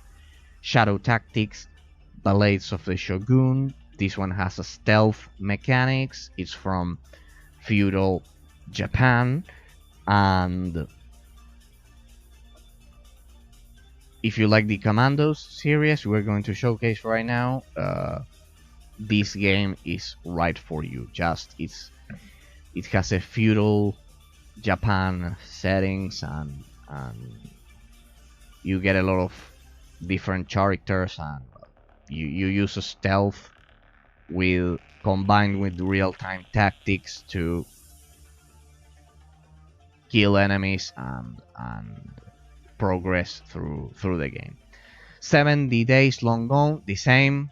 From this point onwards, they use stealth, and they are kind of like squad-based games. I cannot comment a lot about these ones, but if they are here, it's because back in the day, this one has some ghost thingy going, some kind of ghost story. So if you want a different version of Shadow Tactics Blades of the Shogun or the Commandos series, this one is also an option. Partisans 1941. I think this one was recently released. Well, the Partisans were kind of like the insurrection force of Italy back during World War II, and it's the same as Commandos, using stealth and killing enemies. Sudden Strike 4, I think this one doesn't use stealth, the same for Steel Division Normandy 44 and Steel Division 2. These ones are much more traditional, these ones are much more similar to Company of Heroes 1 and 2. Classic RT real-time tactics games without stealth mechanics, with tanks and an all-out war. So keep in mind, these three they have a much bigger budget, if I'm not mistaken. These three, they could be considered AA, close to AAA because of the graphics, but certainly AA. These three, I would recommend them because they are modern incarnations of Company of Heroes, that's for sure, or Men of War, or those. Religion, nice nice name there. Well, this one is, I would say, similar to Satellite Reign in some aspects. This one is also, it also has those light RPG elements, but this one is also science fiction instead of World War II. And yes, if you liked Satellite Reign, I would say the setting and the light RPG elements for this one are much more similar. If you like Satellite Reign, you can look to Religion. Commandos 2 HD, a classic. This should probably be at the beginning of this row right here, but well, there's been this resurgence with Desperados 1. The second one, I don't like the state of the port. Desperados 3 recently released. This one is, no, it's not turn-based, if I'm not mistaken, or yes, it could be turn-based. Well, I don't know. The original one wasn't. It was just like Commandos, but well. The important thing is that the Desperados series, Desperados 3, it's pretty good. I think it's one of the few turn-based games I have.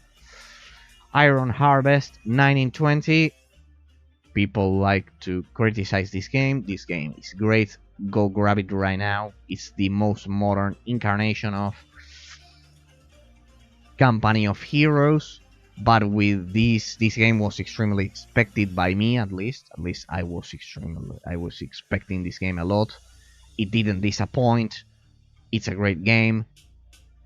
Ignore the ignorance and the idiots saying this game is not good or whatever. This game is great. This game is great. If you like Company of Heroes, you will most probably love this game. And the same could be said for War Mongrels. I am surprised that War Mongrels and Iron Harvest 1920 Plus, they both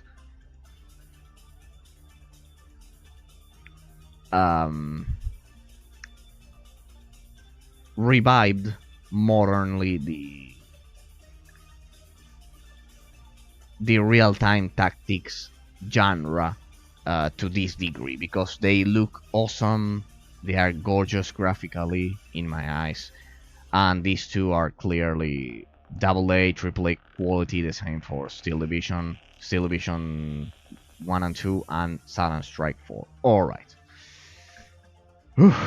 I'm almost out of breath, but ladies and gentlemen, it's been my pleasure sharing my collection of games, the second row, the second day of showcase. We are going to get to the next showcase. Looks like it will take me a whole day for each row, per row.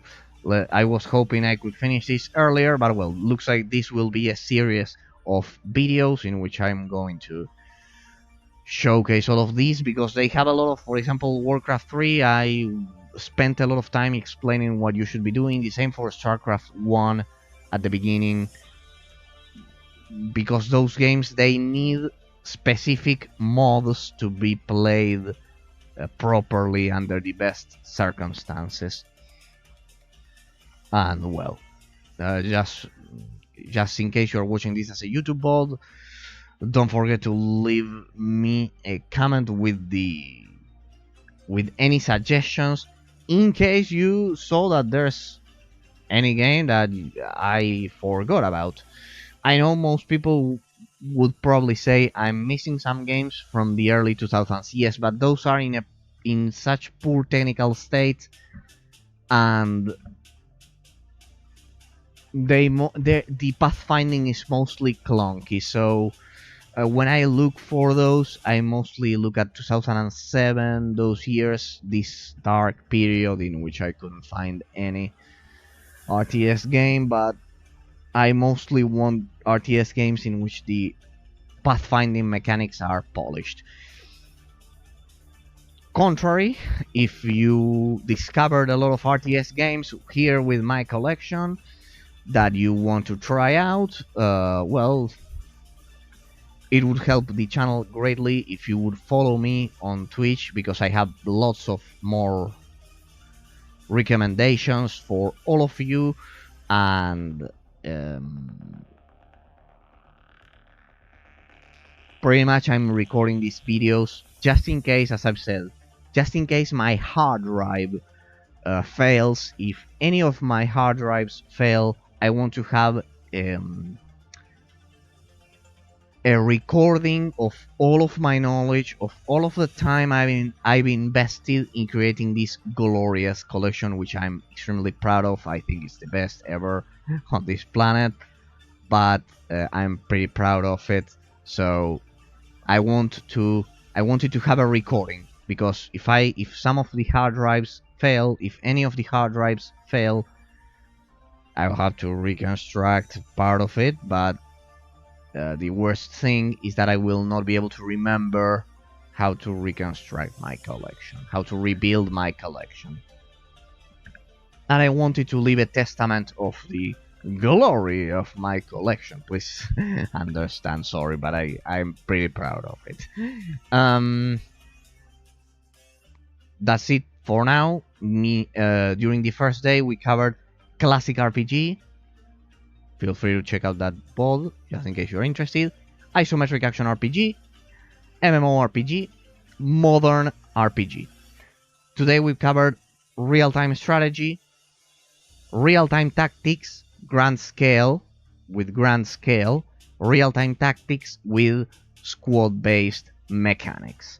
These are all of my recommendations. This is all of my knowledge that you have at your disposal. Feel free to comment or ask for any other game. I will be showcasing a lot of the games I'm showing right now. I know a lot of these require a lot of knowledge to not knowledge alone, but also time and dedication to fix most of the issues these old games have. So they also have the custom artworks in a lot of cases, so it took me a lot of time. I wanted to have immediate access to these games, even if the internet is even if I don't have internet, even if the internet is down, I wanted to have this exact collection I am so proud of, because as I've said, I don't require internet to access them, and I have immediate access. I don't need to launch Steam or Epic Games or one of the several game launchers you people usually use. I wanted to have immediate access. So we'll see each other on Saturday for part 3. I'm pretty hyped for part 3, in which we are going to cover the FPS genre, a genre best played on PC. But for now, it's been my pleasure sharing the second row, the second part of my collection with all of you. Looks like it will take me 3 hours per row because of the explanations I am doing, because they are needed to complement the visual experience. The explanations are needed because otherwise you would think that, for example, this one is actually StarCraft Brood War, and it isn't. It's StarCraft Mass Recall. Ladies and gentlemen, it's been my pleasure. See you all on Saturday. Be sure to stay tuned for part 3 of this great journey. See you all on Saturday. Have a great night, and it's been my pleasure sharing my collection with all of you once again. See you all on Saturday. Bye bye.